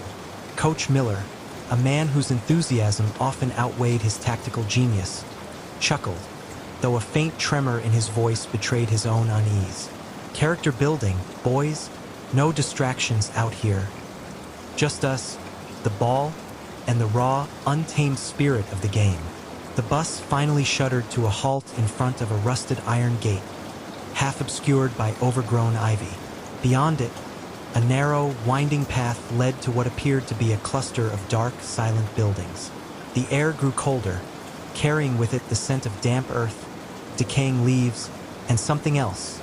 Something metallic, like old blood. Their lodging was a sprawling, two-story wooden lodge, its paint peeling like sunburnt skin. Inside, dust motes danced in the sparse shafts of light piercing the grimy windows. The floorboards groaned under their weight, each step a protest against their intrusion. The soccer pitch itself, visible through a gap in the trees, was a vast, uneven expanse, its grass unnaturally dark, almost black in places. The goalposts stood like skeletal sentinels, their nets tattered and swaying in a breeze that wasn't quite there. "All right, settle in." Coach Miller clapped his hands, the sound echoing hollowly. "Dinner at 6, then a light jog around the perimeter. We start fresh tomorrow." That first night, the silence of the mountains pressed in on them. It wasn't a peaceful silence, but a heavy, watchful one. Ethan, the team's usually boisterous striker, found himself staring at the shadows that stretched long and distorted from the ancient furniture. He swore he heard faint whispers, just at the edge of hearing, like a crowd murmuring in a distant stadium. He dismissed it as fatigue, but then came the dreams. Liam dreamt of being trapped on the dark pitch, the grass coiling around his ankles like grasping fingers. The goalposts morphed into grotesque, elongated figures, their nets filled not with balls, but with pale, staring faces. He tried to run, but his legs were heavy, and the whispers grew into a deafening roar, chanting a name he couldn't quite grasp. Ethan dreamt of a soccer ball, glowing with an inner, sickly green light, rolling slowly towards him. As it came closer, he saw that it wasn't a ball at all, but a skull, its empty eye sockets fixed on him. A cold, skeletal hand reached out from the darkness beneath the lodge, beckoning him. By morning, a palpable tension hung in the air. Breakfast was a quiet affair. No one spoke of their dreams, but the dark circles under their eyes and their subdued demeanor spoke volumes. "Where's Mark?" Coach Miller finally asked, noticing the empty seat. Mark, their reserve goalkeeper, was a quiet kid, prone to wandering off. "Maybe he went for an early run?" suggested Sam, their usually optimistic midfielder. "Without telling anyone? That's not like Mark," Liam said, a knot tightening in his stomach. They searched the lodge, then the immediate grounds. No Mark. Coach Miller, growing increasingly agitated, called his parents, who confirmed Mark was supposed to be at the camp. "He probably just wandered off into the woods," the coach grumbled, trying to sound authoritative. "He'll turn up. We'll give him an hour, then we practice." The practice was a disaster. The players were distracted, glancing nervously into the surrounding woods. Passes went astray, shots missed wide, and the eerie silence of the pitch seemed to mock their every move. Liam swore he saw movement in the corner of his eye, a fleeting shadow darting behind one of the ancient, gnarled trees bordering the field. He blinked, and it was gone. That night, another player was gone. This time, it was Chris, their fastest winger. His bed was neatly made, his bag still there. No note, no sign of struggle. Just gone. Panic began to set in. "This isn't a prank, coach." Sam's voice was hoarse with fear. "Something's wrong here." Coach Miller, his face pale and drawn, finally admitted defeat. All right, we'll call the authorities first thing in the morning. No more practice. Everyone stays together." But morning brought no relief. The phone line was dead. Their cell phones had no signal. They were cut off. Desperation gnawed at them. Liam, Ethan, and Sam, along with a few other brave souls, decided they couldn't wait. They had to find out what was happening. They started with Mark's and Chris's rooms, looking for clues. In Chris's room, tucked under his pillow, they found a crude drawing. It depicted the soccer pitch, but the goalposts were elongated, almost like arms, and at the center, a swirling vortex of dark green energy. Around it, stick figures were being pulled in. "What is this?" Ethan whispered, his voice trembling. "A nightmare," Liam said grimly. or a warning. They decided to explore the camp. Behind the lodge, they discovered a small, crumbling shed. The door was ajar, revealing a dark, musty interior. Inside, amidst cobwebs and forgotten tools, they found a dusty old trunk. Liam forced it open. Inside were old newspaper clippings yellowed with age. They detailed the tragic story of the Mountain Lions, a promising soccer team that had trained at this very facility over 50 years ago. They had been on the verge of a championship. But then, one by one, the players began to disappear. The article spoke of a strange illness, mass hysteria, and finally, the complete abandonment of the academy. The last clipping, dated 52 years ago, reported the discovery of the coach's body, found on the soccer pitch, his eyes wide with terror, his hands clutching a tattered, green-glowing soccer ball. "The ball from my dream," Ethan breathed, his eyes wide. "They didn't just disappear," Sam whispered, reading another article. "They were never found. Not a trace." A chilling realization dawned on them. This wasn't just a camp. It was a tomb, and they were next. Suddenly, a blood-curdling scream tore through the air. It was Coach Miller. They burst out of the shed and ran towards the sound, which came from the soccer pitch. Coach Miller was on his knees at the center of the field, his face contorted in abject horror, staring at something only he could see.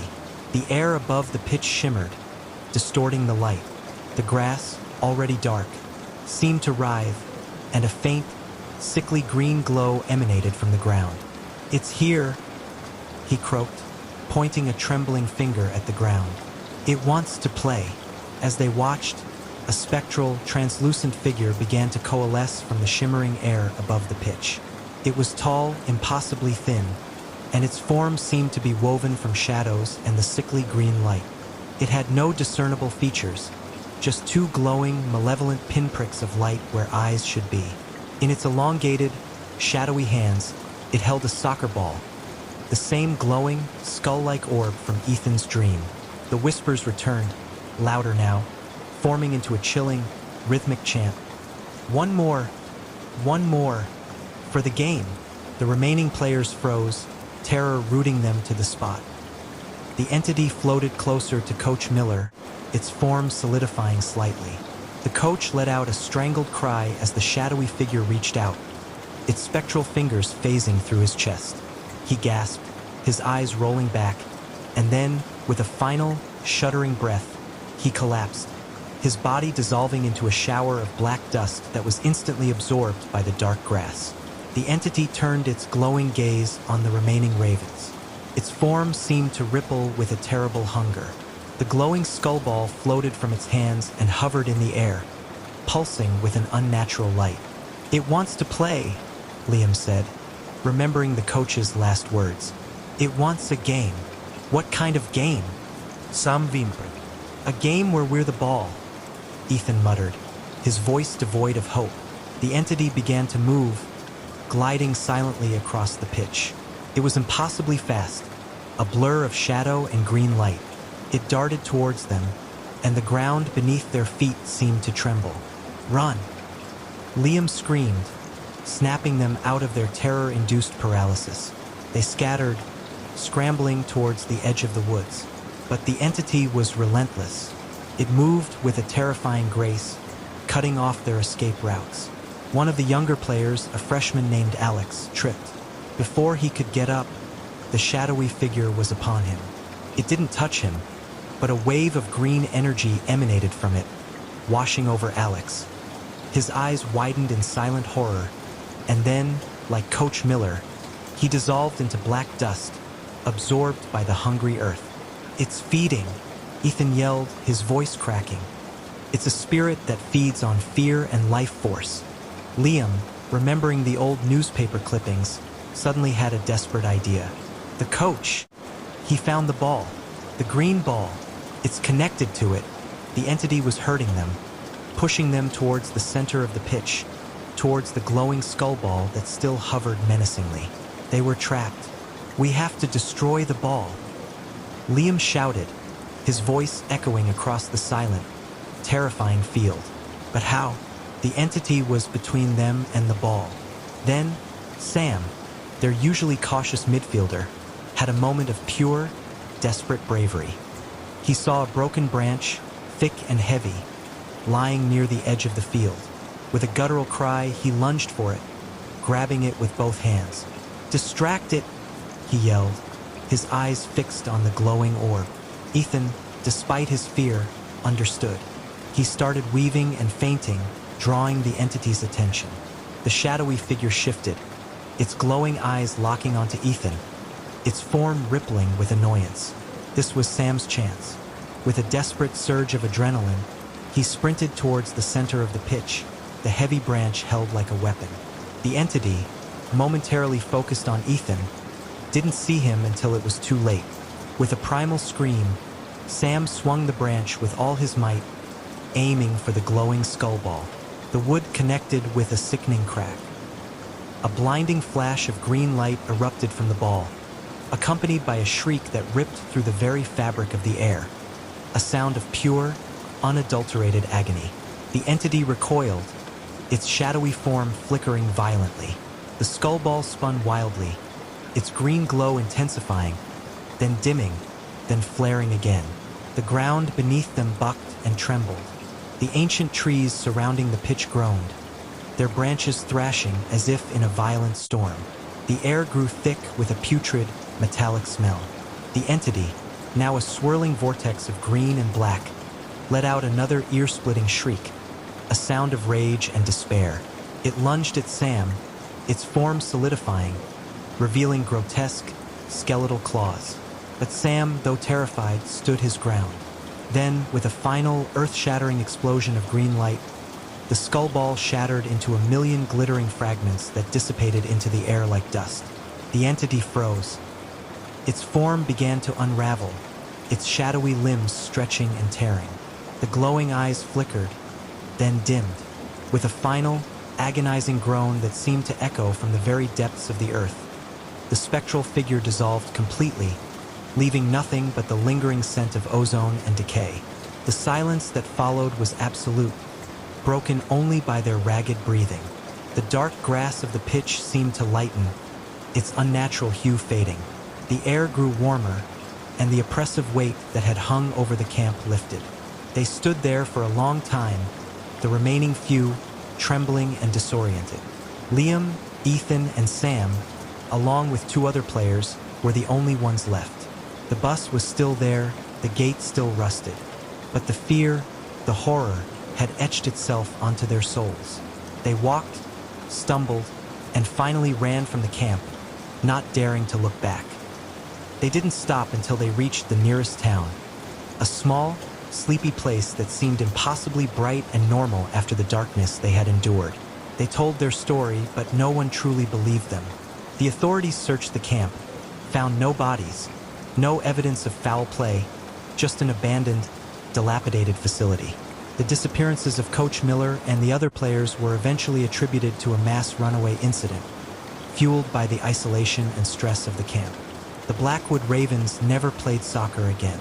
The survivors carried the shadows of that pitch with them, a silent, unspoken bond forged in terror. They knew what they had faced, what they had defeated, and sometimes on a quiet night, when the wind whispered through the trees, they could still hear the faint, chilling chant, one more, for the game, and they knew with a certainty that chilled them to the bone that the game was never truly over. Dr. Stephanie Thorne was a surgeon, a woman who held lives in her hands with the precision of a master artisan and the unwavering focus of a predator. Her operating room, a sterile, brightly lit sanctuary, was her domain. For years, it had been a place of triumphs, of organs mended, diseases excised, and futures restored. Yet lately, the sanctuary had begun to feel more like a tomb, and she, its sole haunted occupant, started subtly as most insidious things do, a flicker in the periphery of her vision during a late-night chart review, a cold spot in the scrub room even when the air conditioning was off, the faint, almost imperceptible scent of formaldehyde mixed with something else, something sickly sweet, like decay and lilies. Stephanie, a woman of science and logic, dismissed them as fatigue, the stresses of a demanding profession, perhaps even the lingering phantom sensations of a particularly grueling shift. But then came the whispers. Soft, indistinct at first, like the rustle of surgical gowns or the distant hum of monitors. They would coalesce when she was alone, in the quiet hours before dawn, or in the hushed sanctity of her office. "Why, doctor?" A child's voice, thin and reedy, once seemed to sigh from the empty chair opposite her desk. "Why couldn't you?" The sentence always trailed off, leaving an echoing void in her chest. Her first true patient failure had been a decade ago. A young girl, Lily, with a congenital heart defect. Stephanie, then a fresh resident, had been assisting in the complex repair. A sudden, unexpected arrhythmia, a frantic scramble, the flatline. Lily's parents, their faces etched with a grief so profound it seemed to suck the air from the room, had haunted Stephanie's dreams for years. Now, Lily's small, pale face, framed by wisps of blonde hair, would sometimes appear in the reflection of the scrub room mirror, her eyes wide and accusatory. Stephanie would blink, and she was gone, replaced by her own tired, guilt-ridden reflection. The guilt was a constant, gnawing companion, a parasite that fed on her triumphs and amplified her failures. Every successful surgery was a temporary reprieve, a fleeting moment of peace before the inevitable return of the shadows. She had saved hundreds, perhaps thousands, of lives, but it was the ones she hadn't, the ones who had slipped through her fingers like grains of sand, that truly mattered to the growing darkness within her. There was Mr. Henderson, a jovial, retired carpenter who had come in for a routine bypass, a sudden, massive pulmonary embolism post-op. Stephanie had been off call, at home, sleeping soundly while her patient coded. She had woken to the phone call, the frantic voice of the attending, the chilling finality of the words. "He's gone, Stephanie. We lost him." Now, the rhythmic, hollow thump-thump of a carpenter's hammer would sometimes echo through the deserted hospital corridors when she walked them alone, a phantom sound that resonated with the beat of her own failing heart. She'd find sawdust on her pristine white coat, even after it had been laundered, a fine, golden dust that clung to the fabric like a curse. Her apartment, once a sanctuary, became another arena for her torment. The silence of her spacious living room would be punctuated by the faint, rattling cough of Mrs. Rodriguez, an elderly woman with advanced lung cancer whose last breath had been drawn under Stephanie's care, despite all efforts. Mrs. Rodriguez had held Stephanie's hand, her grip surprisingly strong, and whispered, "Thank you for trying, doctor." But Stephanie knew, in the deepest recesses of her soul, that trying hadn't been enough. Now, the scent of lavender, Mrs. Rodriguez's favorite perfume, would fill her bedroom, thick and cloying, making it difficult to breathe. She'd wake in a cold sweat, convinced she could feel the faint, papery touch of an old hand on her arm. The operating room, however, was where the horror truly blossomed. The sterile environment, designed for life-saving, became a stage for the spectral. During a complex abdominal surgery, as she meticulously sutured, the overhead lights would flicker, casting long, dancing shadows that seemed to writhe and contort into grotesque faces. The gentle hum of the anesthesia machine would morph into a low, mournful moan. The scrub nurse, oblivious, would ask, "Everything all right, doctor?" And Stephanie would force a tight smile, her hands trembling almost imperceptibly. One night, operating on a young man who had been in a terrible car accident, the air in the OR grew heavy, thick with an unseen presence. As she made an incision, a sudden, icy gust of wind swept through the room, despite the sealed environment. The surgical instruments on the tray clattered, and a scalpel, seemingly of its own volition, slid precariously close to the edge. Stephanie's heart hammered against her ribs. She glanced up, and there, standing at the foot of the operating table, shrouded in a shimmering, translucent haze, was a figure. It was tall, gaunt, its face obscured by shadow, but she knew him. It was Mr. Davies, a patient from years ago who had died on the table due to an unforeseen allergic reaction to the anesthetic. His voice, a guttural rasp, echoed in her mind, not in her ears. You promised, Doctor. You promised you'd save me. Stephanie froze, scalpel hovering. Her hands were slick with sweat, not from exertion, but from sheer terror. The attending anesthesiologist, noticing her sudden stillness, asked, Dr. Thorne, is something wrong? Stephanie shook her head, forcing herself to focus, to push the spectral image away. It was a hallucination, a stress-induced psychosis. It had to be, but the manifestations grew bolder, more personal. They knew her weaknesses, her deepest fears. They knew the exact moments of her failures, replaying them with chilling accuracy. During a quiet moment between cases, she saw a replay of Lily's flatline on the monitor screen, the jagged green line straightening into an agonizingly flat expanse, the sound of the machine's death knell echoing in the empty OR. She heard Mr. Henderson's booming laugh, suddenly cut short by a strangled gasp. She felt the phantom weight of Mrs. Rodriguez's hand, pressing down on her chest, suffocating her. Her colleagues noticed her decline, the dark circles under her eyes, the tremor in her hands, the way she flinched at sudden noises. Stephanie, you need a break. Her chief of surgery, Dr. Miller, advised gently. You're burning out. I'm fine, dear. Miller, she'd insist, her voice strained. Just a few tough cases. But she wasn't fine. She was unraveling. Sleep offered no escape. Her nightmares were vivid, terrifying reenactments of her patients' deaths, with her always at the center, helpless, failing. She saw their faces, contorted in pain, in fear, in the blankness of death. Their eyes, wide and unblinking, accused her. One particularly harrowing night, she was preparing for an emergency appendectomy. As she scrubbed, the water from the faucet turned icy cold, then scalding hot, then a viscous, reddish brown. She stared, horrified, as the water swirled down the drain, leaving behind a faint, metallic scent. She looked up at the mirror, and instead of her own reflection, she saw a montage of her failed patients, their faces superimposed over hers, their mouths moving in silent screams, their eyes filled with an eternal, unforgiving sorrow. Lily, Mr. Henderson, Mrs. Rodriguez, Mr. Davies, and countless others whose names she had tried to bury deep within her subconscious. You let us down, Doctor. A chorus of voices whispered, surrounding her, pressing in from all sides. You failed us. She stumbled back, hitting the wall, her breath catching in her throat. No, she gasped, tears streaming down her face. I tried. God, I tried. Trying wasn't enough. Lily's reedy voice echoed, clearer now, closer. You could have done more. You should have done more. The words pierced her, sharper than any scalpel. They were the very words she had whispered to herself in the darkest hours of the night. The guilt, a festering wound, now felt like a physical entity, pressing down on her, suffocating her.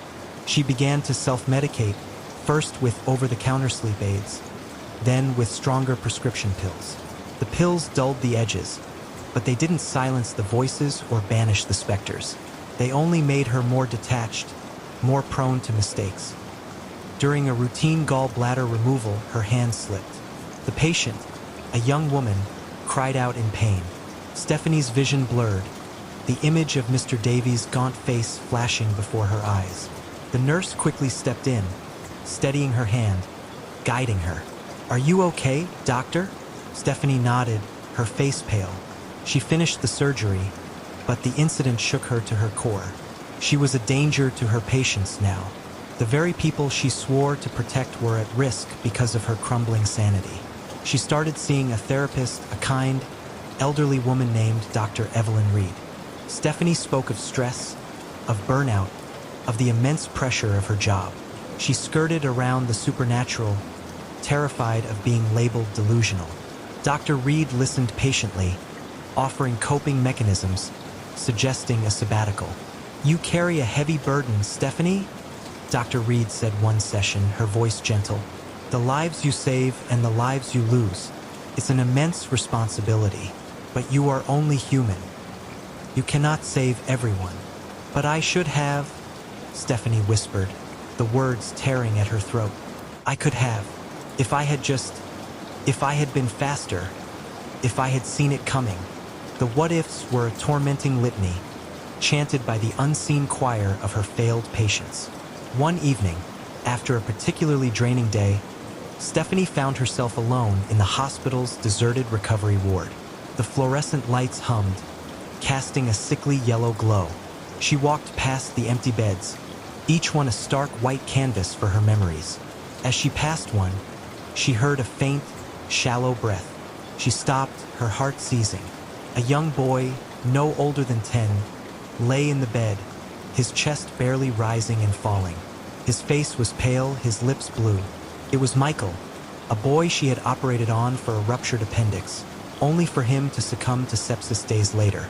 "Doctor," Michael whispered, his eyes opening, wide and unblinking, fixed on her. "It hurts, doctor. Why did you let it hurt so much?" Stephanie fell to her knees beside the bed, tears streaming down her face. "Michael," she choked out, reaching for him. Her hand passed through his ethereal form. "I'm so sorry. I tried everything. I truly did. But it wasn't enough," he said, his voice growing stronger, colder. "You didn't fight hard enough. You gave up." "No," she cried, shaking her head violently. "I never gave up. I fought for you, Michael. I fought for all of you." The room grew cold, the air thick with the scent of antiseptic and despair. The other beds in the ward slowly began to fill. Lily, her small, pale hand reaching out. Mr. Henderson, his chest convulsing with a silent, hacking cough. Mrs. Rodriguez, her eyes clouded with a distant, sorrowful gaze. Mr. Davies, his spectral form towering over her, his eyes burning holes into her soul. A cacophony of whispers filled the room, a swirling vortex of accusations and regrets. "My heart, my breath, my life. You took it. You let it go." Stephanie covered her ears, screaming, "Stop it. Please, stop it. I can't take it anymore." But they didn't stop. They pressed in, their spectral forms coalescing, their voices rising to a deafening roar. She felt their cold touches, their phantom breaths on her skin. The guilt, a tangible weight, crushed her. She ran. She ran blindly through the deserted hospital, the whispers chasing her, the ghostly figures flitting in her periphery. She burst out of the hospital doors, gasping for air, the cool night air a shock against her burning skin. She didn't stop running until she reached her apartment, collapsing onto her living room floor, sobbing uncontrollably. The next morning, Stephanie didn't go to work. She called in sick, something she rarely did. She spent the day huddled in her apartment, the curtains drawn, the lights off, trying to escape the pervasive sense of dread. But the haunting had followed her. The scent of lilies, formaldehyde, and lavender mingled in the air. The faint sounds of hammering, coughing, and flatlining monitors echoed from every corner. She knew with a chilling certainty that this wasn't just burnout. This wasn't just stress. She was being haunted, and the ghosts weren't just the dead. They were the manifestations of her own unbearable guilt. She considered leaving medicine, abandoning the career she had dedicated her life to. But the thought brought a fresh wave of despair. What else was there? This was all she knew, all she had ever wanted to be. A healer, a lifesaver. But she had become a life-taker, or so her tormentors insisted. Days turned into weeks. Stephanie became a recluse, venturing out only for groceries. Her once vibrant spirit dimmed, her eyes hollow. The ghosts were constant companions now, their presence a dull ache, sometimes flaring into sharp, terrifying manifestations. They didn't just accuse her. They reminded her of the joy they had lost, the futures that had been stolen. Lily's laughter, Mr. Henderson's booming stories, Mrs. Rodriguez's gentle humming, Michael's innocent questions. All gone, all because of her perceived failures. One evening, as she sat in the dark, staring at the flickering television screen, a thought, cold and clear, pierced through the fog of her despair. She couldn't escape them. Not in her apartment, not at the hospital, not even in her dreams. They were a part of her now, inextricably linked to her guilt. There was only one way to truly silence them. The thought was terrifying, but also strangely comforting. A way out, a way to finally rest. She walked into her bathroom, her steps heavy, deliberate. She opened the medicine cabinet, her fingers brushing against the familiar bottles. The pills that had offered temporary oblivion now seemed to beckon with a promise of eternal peace. As she reached for the bottle, a shimmering form materialized in the mirror. It was Lily, her small face filled not with accusation, but with a profound sadness. Behind her, other faces emerged, their expressions mirroring Lily's. Mr. Henderson, Mrs. Rodriguez, Michael. They weren't screaming. They weren't accusing. They looked heartbroken. "Don't, Doctor." Lily's voice, soft and clear, echoed in the silent bathroom. "Don't give up. Not like this." Stephanie froze, her hand hovering over the pills. "But you hate me," she whispered, her voice raw. "You blame me." "We don't hate you." Mr. Henderson's voice rumbled, a deep, sorrowful sound. "We were just lost, and you were the last one we saw. Your guilt is your own prison, Doctor," Mrs. Rodriguez added, her voice a gentle sigh. "We are merely echoes of it." Michael's small hand, translucent and shimmering, reached out and seemed to brush her cheek. "You tried, Doctor. You really did." The accusations faded, replaced by a wave of profound, heartbreaking empathy. They weren't there to punish her, not truly. They were reflections of her own self-condemnation. Her guilt had given them form, had given them voice. Stephanie stared at their faces in the mirror, their ethereal forms slowly fading, their expressions shifting from sorrow to a faint, almost imperceptible understanding. The room, though still cold, no longer felt oppressive. The scents, though lingering, no longer suffocated. She slowly lowered her hand, pulling it away from the medicine bottle. The peace she had sought in oblivion now seemed possible through a different path. Forgiveness. Not from them, but from herself. It wouldn't be easy. The echoes wouldn't vanish overnight. The guilt was too deeply ingrained. But for the first time in a long time, Stephanie saw a glimmer of hope. She had to learn to live with her failures, to accept that she was human, that she couldn't save everyone. She had to forgive herself for trying her best and still falling short. She turned away from the mirror, leaving the pills untouched. The apartment was still dark, but the overwhelming sense of dread had lessened. She walked to the window and pulled back the curtains, letting the first slivers of dawn light filter into the room. The ghosts might always be there, lingering in the corners of her vision, whispering in the quiet moments. But perhaps, if she could find a way to forgive herself, their voices would become less accusatory and more like distant, sorrowful reminders. Reminders to always try her best, but also to remember her own humanity.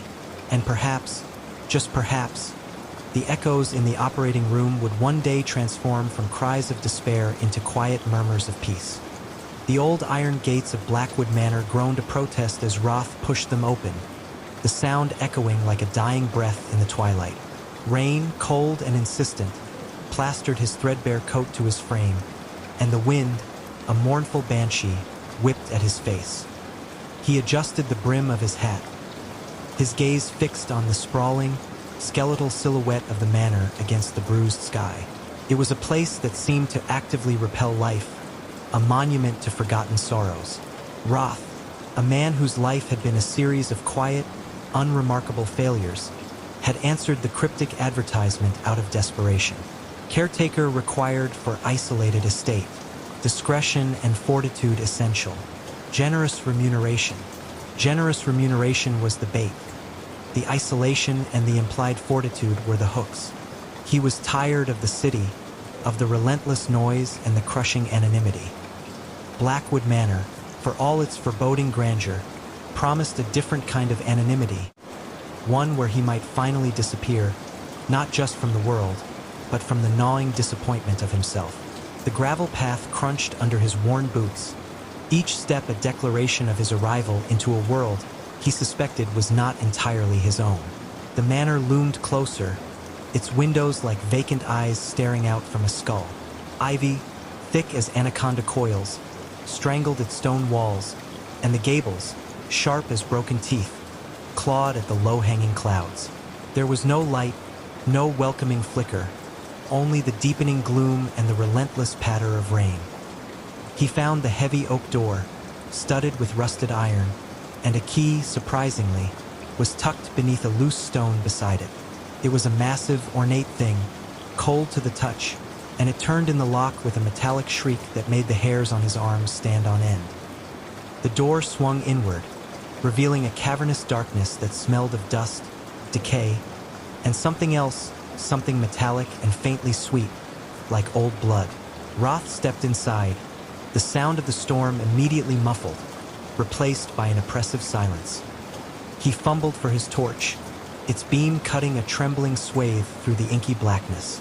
The entrance hall was vast, dominated by a grand staircase that spiraled into the upper reaches, swallowed by shadows. Cobwebs, thick as shrouds, draped from every chandelier and corner. Furniture, shrouded in white sheets, stood like ghostly sentinels. It was a house frozen in time, waiting. His first task, as outlined in the brief, impersonal letter he'd received, was to ensure the basic systems were functional. The electricity, miraculously, flickered to life after he located the main breaker in a damp, spiderweb-laden cellar. The sudden illumination, though dim, did little to dispel the gloom. Instead, it merely highlighted the pervasive grime and the unsettling stillness of the house. Days bled into weeks. Roth established a routine. He cleaned, he repaired, he explored. Each room was a chapter in a forgotten history, filled with antique furniture, portraits with eyes that seemed to follow him, and trinkets that whispered of lives long past. The library, with its towering shelves of leather-bound volumes, became his sanctuary during the day, though even there, a chill seemed to permeate the air, regardless of the roaring fire he kept in the hearth. He learned the house's rhythms, the creak of settling timbers, the groan of the wind in the chimneys, the drip of a leaky pipe in the east wing. But there were other sounds, too, faint whispers that seemed to Amon drift from empty corridors, the soft thud of something unseen falling upstairs, the distinct, rhythmic tapping that would begin precisely at midnight from the master bedroom. Roth was a man of logic, a pragmatist. He attributed the whispers to the wind, the thud to old pipes, the tapping to some structural anomaly. He told himself these things, but the cold knot in his stomach tightened with each passing night. He started sleeping with a heavy iron poker beside his bed, a foolish gesture, he knew, against something he couldn't see or touch. One evening, while cleaning the drawing room, he found a hidden compartment behind a loose panel in the fireplace. Inside, nestled amongst dried potpourri and brittle lace, was a small, leather-bound journal.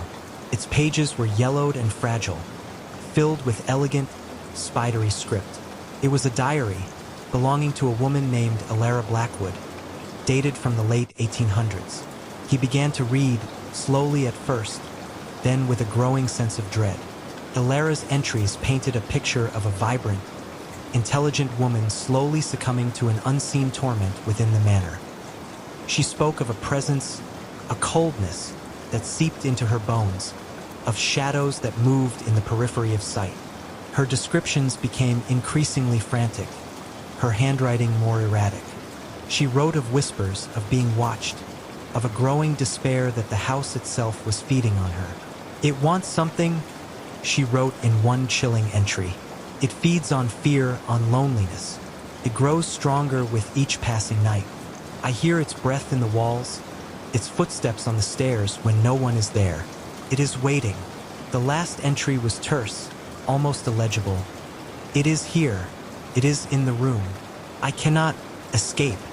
Roth closed the journal, his hands trembling. The metallic, sweet smell he'd noticed on his first day seemed stronger now, clinging to the pages. He looked up, his eyes scanning the drawing room, suddenly seeing the shadows not as mere absence of light, but as something sentient, something lurking. The house, which had once felt merely old, now felt alive and malevolent. The tapping from the master bedroom began earlier that night, a relentless, insistent rhythm that seemed to pound directly into his skull. He tried to ignore it, burying his head under his pillow, but it was useless. It was a sound that demanded attention, a summons. He rose, the iron poker clutched in his hand, and ascended the grand staircase. Each step creaked under his weight, amplifying the silence that preceded him. The air grew colder with every floor, a biting chill that made his teeth chatter.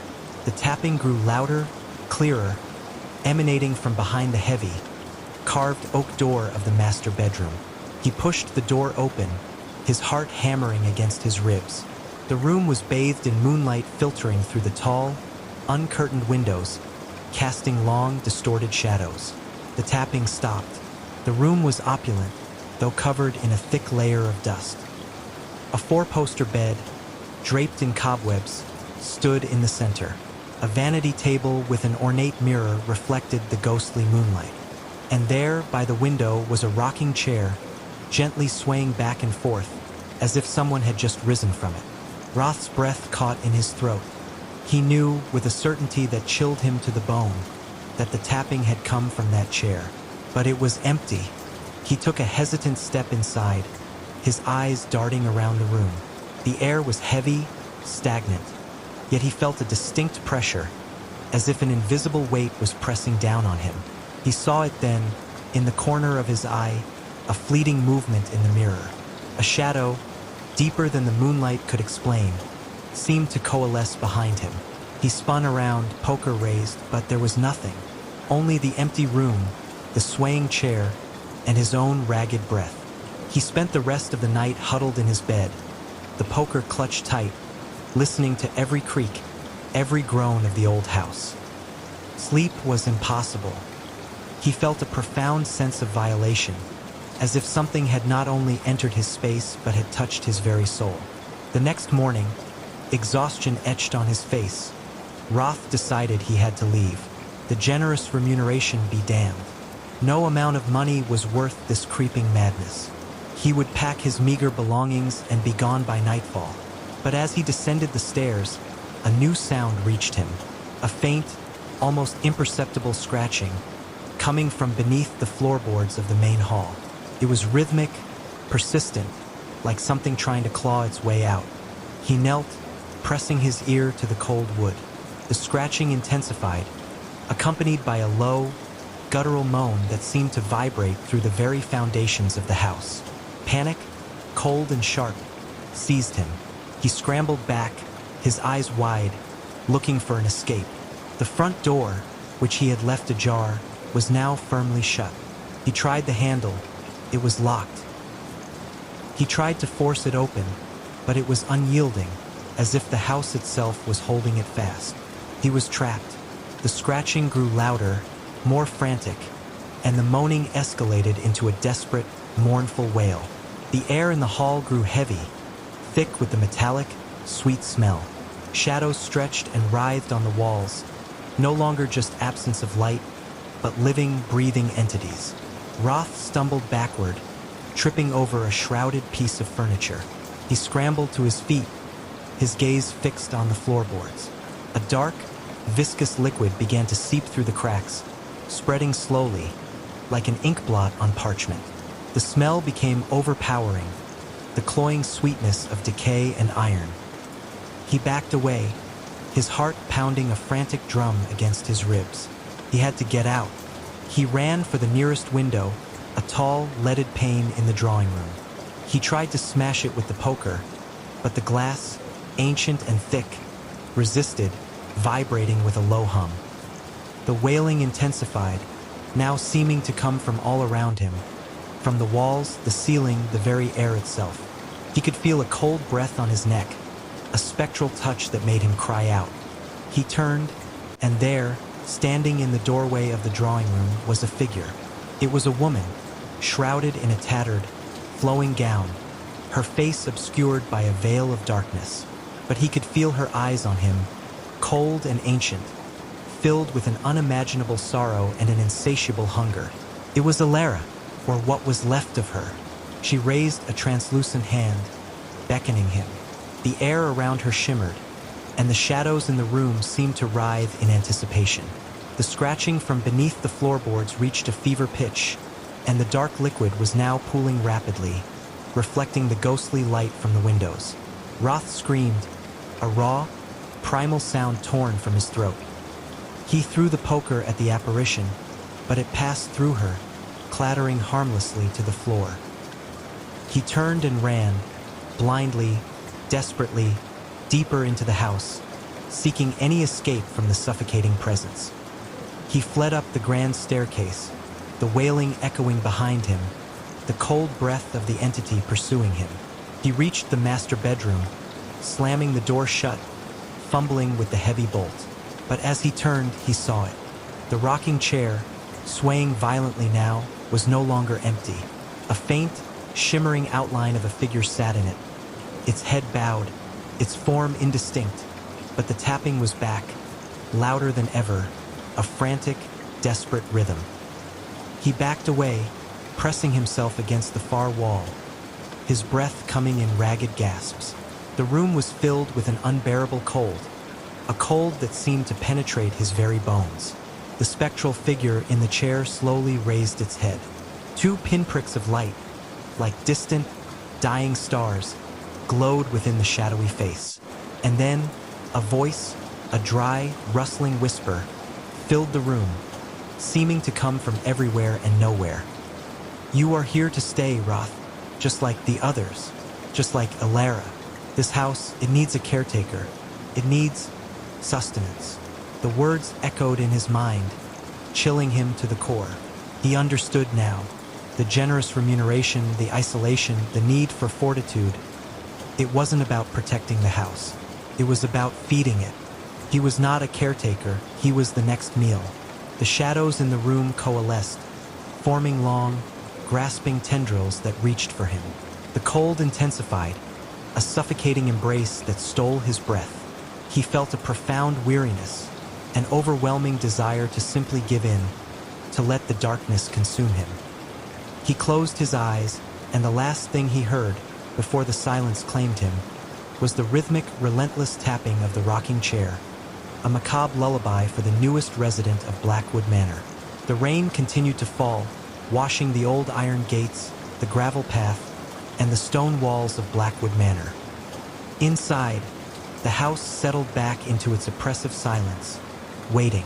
The rocking chair in the master bedroom continued its gentle sway, and from deep within the foundations, a faint, almost imperceptible scratching began anew, a promise of the hunger that still resided within the walls. And somewhere, deep in the shadows, a new, faint whisper joined the chorus of the forgotten. The rain lashed against the grimy window of the old Ford, each drop a tiny hammer blow against Cale's resolve. He gripped the steering wheel, knuckles white, the worn leather cold beneath his touch. This was it, the last one. After 2 decades of shadows, whispers, and the chilling finality of a silenced breath, Cale was done. One more target, one more contract fulfilled, and then blessed oblivion. A cabin by a lake, far from the city's neon glow and the ghosts that clung to his every step. His target, Elias Thorne, a name that had surfaced in the hushed tones of the syndicate, a man whose transgressions were vague but severe enough to warrant Cale's unique brand of justice.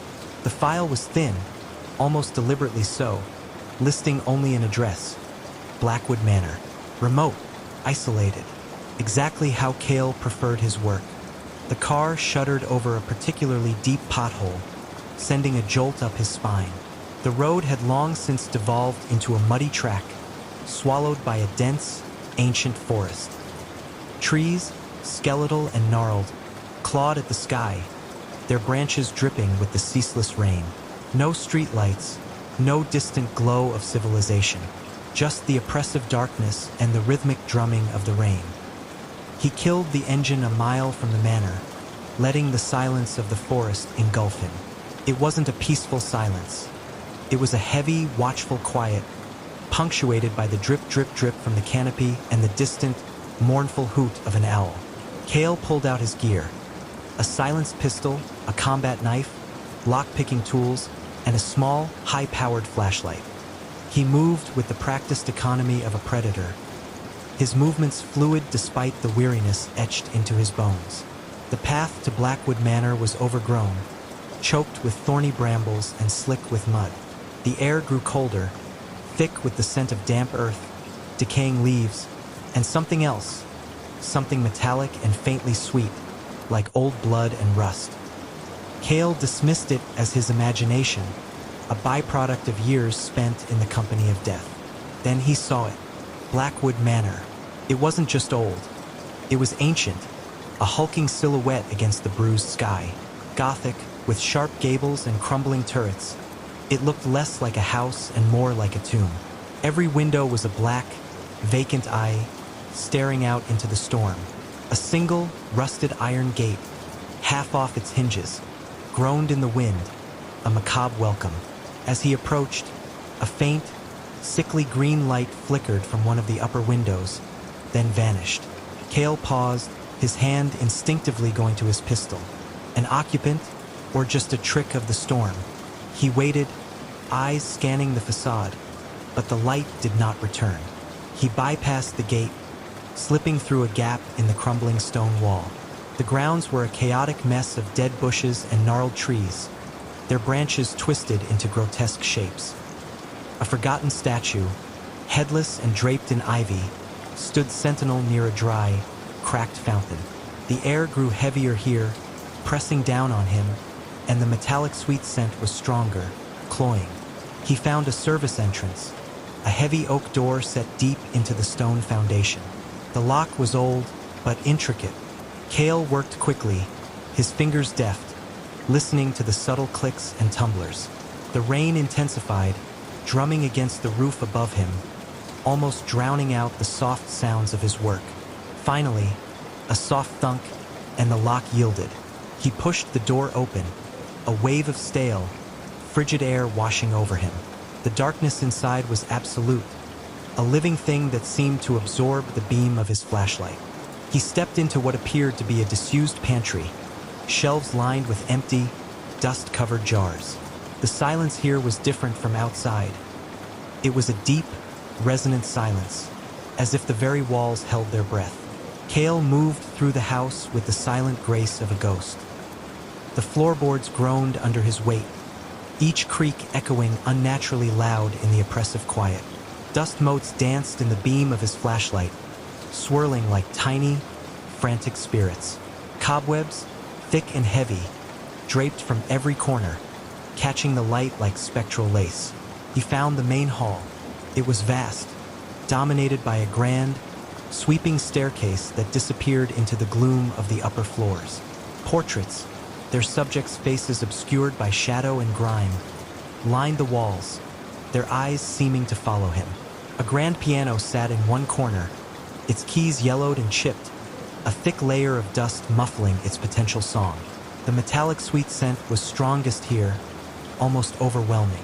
Cale shone his light around, his senses on high alert. He saw nothing out of place, no obvious signs of struggle or decay beyond the general decrepitude of an abandoned house. Yet, the feeling of unease persisted, growing into a cold knot in his stomach.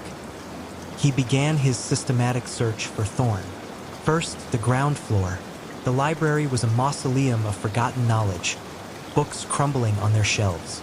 The dining room table was set for a feast, but the plates were empty, covered in decades of dust, a macabre tableau. He found a study, filled with strange, occult-looking symbols etched into the desk and walls.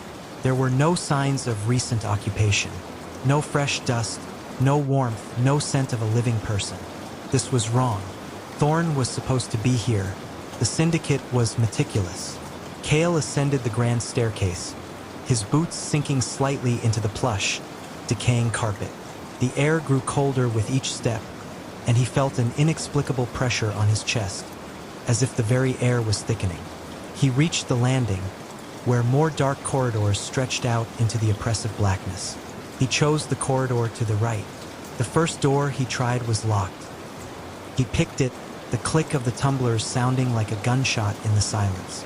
The room beyond was a bedroom, lavishly furnished but equally dust-laden and cold. A four-poster bed, its canopy torn, stood in the center, and a large, ornate mirror leaned against one wall. As his flashlight beam swept across the mirror, Cale saw it. Not his reflection, but something else. A fleeting, shadowy figure standing directly behind him, its features indistinct, its form wavering like smoke. He spun around, pistol raised, but there was nothing. Only the empty room, the dust, and the silence. His heart hammered against his ribs. He was tired, yes, but he wasn't prone to hallucinations. He had seen things in the shadows before, but they were always human, always tangible. This was different. This was impossible. He continued his search, each room more unsettling than the last. A nursery filled with antique, broken dolls, their porcelain eyes staring blankly into the void. A music room where a single violin lay on the floor, its strings snapped, emitting a faint, high-pitched whine that seemed to come from nowhere. He found a door at the very end of the corridor, slightly ajar. A faint, greenish glow emanated from within. Cale approached cautiously, his pistol held steady. The metallic sweet scent was overpowering here, making his eyes water. He pushed the door open fully. It was a study similar to the one downstairs, but far more disturbing. The walls were covered in more symbols, but these were larger, more intricate, etched directly into the plaster. In the center of the room, a large, circular rug was stained dark, almost black, with what looked like dried blood. And in the middle of the rug, sitting calmly at a heavy wooden desk, was Elias Thorne. He was an old man, impossibly gaunt, with skin like parchment stretched taut over sharp bones. His eyes, though, were what truly held Cale's attention. They were not human eyes. They were entirely black, like polished obsidian, reflecting no light, no emotion, only an infinite, terrifying void. He wore a simple, dark robe, and his hands, long and skeletal, rested on an open book bound in what looked like human skin. Thorne looked up, a slow, deliberate movement, and a smile, thin and chilling, spread across his face. It was a smile that didn't reach his eyes, a predator's smile. Cale, Thorne's voice was a dry rasp, like leaves skittering across stone. "I've been expecting you." Cale felt a cold dread seep into his very marrow. He had faced down hardened criminals, ruthless dictators, and desperate fanatics. But this man, this thing was something else entirely. "Elias Thorne," Cale said, his voice flat, betraying none of the terror that was beginning to coil in his gut. "The Syndicate sent me." Thorne chuckled, a sound like dry bones rattling. The Syndicate, always so predictable, always so limited. He gestured to the empty chair opposite him. "Please sit. We have much to discuss before your final mission concludes." Cale didn't move. His finger tightened on the trigger. "My mission is simple. You die." Thorne's black eyes seemed to expand, swallowing the faint green light that now pulsed from the symbols on the walls. "Oh, Cale, such a narrow view. Do you truly believe this is about my death?" He leaned forward, his voice dropping to a conspiratorial whisper that nevertheless filled the room. "This isn't your final mission, Cale. This is your initiation." The air in the room grew heavy, suffocating. The metallic sweet scent intensified, now mixed with something acrid, like ozone. The symbols on the walls began to glow brighter, pulsing with that sickly green light. Cale felt a pressure building behind his eyes, a high-pitched whine starting in his ears. "What are you talking about?" Cale demanded, trying to keep his voice steady.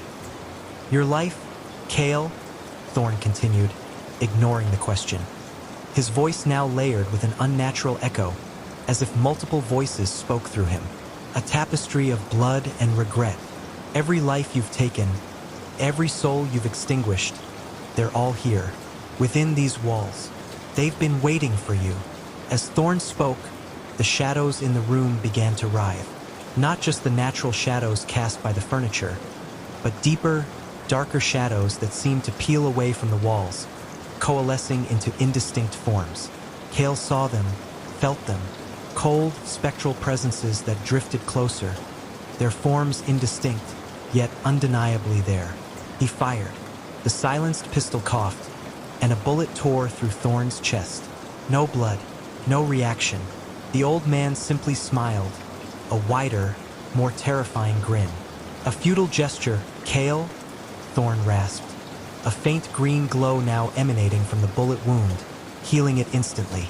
I am beyond such trivialities. I am the collector. And you, my dear assassin, are my finest acquisition. The shadowy figures swirled around Kale, their forms growing more defined. He saw faces, fleeting and distorted, faces of the men and women he had killed. Their eyes, though lacking pupils, burned with an icy malevolence. A cold, skeletal hand, transparent and shimmering, reached out and touched his arm. A shock of pure, agonizing cold shot through him, making him cry out. Kale emptied the clip into Thorn, the pistol clicking uselessly against the creature's regenerating form. He dropped the weapon, drawing his combat knife, its blade glinting in the eerie green light. He lunged, aiming for Thorn's throat, but Thorn was faster. His skeletal hand shot out, grabbing Kale's wrist with impossible strength. The cold was unbearable, spreading rapidly up his arm, numbing his fingers. Thorn's black eyes locked onto Kale's, and a torrent of images, memories, and sensations flooded Kale's mind. He saw every kill, every victim, replayed in excruciating detail. The fear in their eyes, the last gasps, the warmth of their blood on his hands. But these weren't just memories. They were their memories, their pain, their final moments experienced through their eyes. He felt their terror, their despair, their desperate struggle for life. He was drowning in a sea of borrowed agony. They crave you, Kale, Thorn whispered, his voice now a chorus of the damned. They yearn for your company, for the one who brought them here. The shadowy figures pressed in, their cold touch seeping through his clothes, chilling him to the bone. He felt hands, unseen but palpable, pulling at his limbs, dragging him down. The room spun, the green light pulsed violently, and the air filled with the cacophony of 1,000 silent screams. Kale fought, but his body was failing him. The cold had spread, paralyzing his muscles. His vision blurred, the faces of his victims swirling around him, their mouths open in silent accusations. He felt himself falling, not through the floor, but into a deeper, colder abyss. He landed hard, not on solid ground, but on something soft and yielding. He opened his eyes, gasping for breath. He was no longer in the study. He was in a vast, echoing chamber, its walls slick with a glistening black substance. The ceiling was lost in the gloom, but he could hear the drip, drip, drip of that black liquid falling from above. And around him, everywhere, were the forms, not shadowy now, but solid, grotesque figures, their bodies contorted, their faces frozen in expressions of eternal agony. They were the victims, his victims. Their eyes, though empty, seemed to stare at him accusingly. He tried to move, but his limbs were heavy, unresponsive. He was lying on a bed of bodies, their cold, stiff forms pressed against him, their limbs intertwined with his. He was trapped. A figure emerged from the gloom, its form impossibly tall and gaunt. Thorn, but not the old man from before. This was Thorn's true form, a towering monstrosity of bone and shadow, his black eyes burning with an infernal light. "Welcome, Kale," Thorn's voice boomed, echoing through the chamber, a sound that tore at Kale's sanity. "Welcome to your final mission, to your eternal contract." Thorn raised a hand, and the black substance on the walls began to ripple, forming grotesque, skeletal hands that reached out towards Kale. He tried to scream, but no sound escaped his throat. The hands closed around him, cold and unyielding, pulling him deeper into the mass of bodies. He felt himself being absorbed, his own form dissolving, becoming one with the countless others. His consciousness flickered, fragmented by the overwhelming pain and terror. He was no longer Kale, the assassin. He was merely another component in Thorn's macabre collection, Another soul added to the manor's eternal torment. The last thing he saw, before the darkness consumed him entirely, was Thorn's face, his black eyes gleaming with triumph, and the faint, sickly green light pulsating from the depths of the manor, a beacon of unending horror. The rain still lashed outside, but inside, the screams had just begun, and they would never end. The old house stood on a forgotten hill, its skeletal branches of ancient oaks clawing at a perpetually bruised sky. Mentali had sought refuge here, not from the world, but from the incessant clamor within their own mind, a cacophony of anxieties, regrets, and the lingering echoes of a past best left undisturbed. They believed the isolation, the sheer, oppressive silence of the place, would finally bring a semblance of peace. They were gravely mistaken. Mentali was a creature of habit, a meticulous architect of their own solitude. Each morning, the same lukewarm tea, the same worn book, the same vacant stare out the grimy window pane. The house, too, seemed to breathe with a rhythm, a slow, decaying pulse that resonated with Mentali's own weary heart. Dust motes danced in the sparse shafts of light, performing a silent ballet that was the only movement in the stagnant air. For weeks, this routine held, a fragile shield against the encroaching emptiness. Then the whispers began. At first, they were indistinct, like the rustling of leaves outside or the settling of old timbers. Mentali dismissed them as the house groaning under its own weight or the wind playing tricks through broken panes. But the whispers grew, coalescing into faint, almost imperceptible words. They seemed to coil around Mentali's thoughts, insidious tendrils of sound that hinted at secrets, at forgotten names, at a past that felt both alien and disturbingly familiar. One evening, as a storm raged outside, rattling the very foundations of the house, Mentali sat by the flickering fireplace, trying to lose themselves in the pages of a novel. A sudden, sharp rap echoed from the kitchen. Mentali froze, heart hammering against their ribs. It wasn't the wind. It was too precise, too deliberate. Another rap, then another, a slow, methodical rhythm. Mentali, clutching the book like a lifeline, crept towards the kitchen, every nerve screaming in protest. The room was dark, save for the faint glow from the living room. Nothing. The sound had ceased. Mentali stood there for a long moment, the silence now more terrifying than the noise. They convinced themselves it was just the storm, the old house playing tricks. But a cold knot of dread began to tighten in their stomach. The incidents escalated. Objects would shift. A teacup, left precisely on the counter, would be found on the floor, intact. A book placed neatly on the shelf would be open, face down, on the armchair. Mentali started marking things, drawing faint pencil lines around objects, just to prove to themselves they weren't imagining it. Each morning, the lines would be broken, the objects subtly displaced. Paranoia began to fester, a dark bloom in the garden of Mentali's mind. They started sleeping with a heavy iron poker beside their bed, though they knew, deep down, that whatever was doing this wasn't something a poker could deter. The reflections in the windows became distorted. Sometimes, as Mentali passed by a pane, they would catch a fleeting glimpse of something else in the glass, a gaunt, shadowy figure standing just behind them, its eyes like twin pits of despair. They would whirl around, but there would be nothing, only the empty, dust-filled air. The figure was never clear, always on the periphery of vision, a ghost in the corner of their eye, a trick of light and shadow. But the feeling it evoked was undeniably real, a profound, bone-deep chill that lingered long after the phantom image vanished. Mentali began to question their own sanity. Was the isolation finally breaking them? Were the echoes of their past trauma manifesting as hallucinations? They tried to reason with themselves, to find logical explanations for the increasingly bizarre occurrences. Perhaps the house was settling, causing vibrations that moved objects. Perhaps the flickering light created optical illusions. But the explanations felt hollow, flimsy excuses against the growing tide of terror. One night, the whispers were no longer indistinct. They were clear, resonant, and they spoke Mentali's name. Mentali, Mentali. The voice was dry, raspy, like old paper crumbling. It seemed to come from everywhere and nowhere, surrounding them in the suffocating darkness of their bedroom.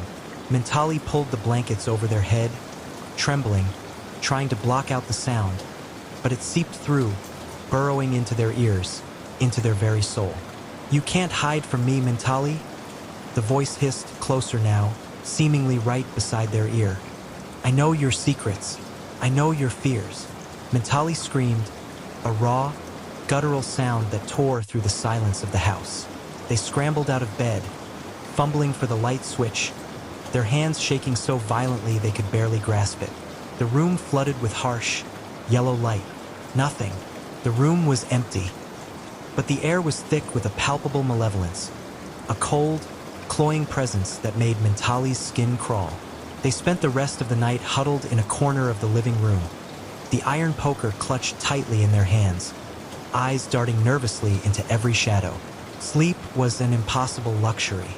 The next day, Mentali decided they couldn't stay. The house, once a sanctuary, had become a prison of their own making, infested by an unseen horror. They began to pack, frantically throwing clothes and meager belongings into a worn suitcase. As they moved through the rooms, a strange, sickly sweet scent began to permeate the air, like decaying flowers and damp earth.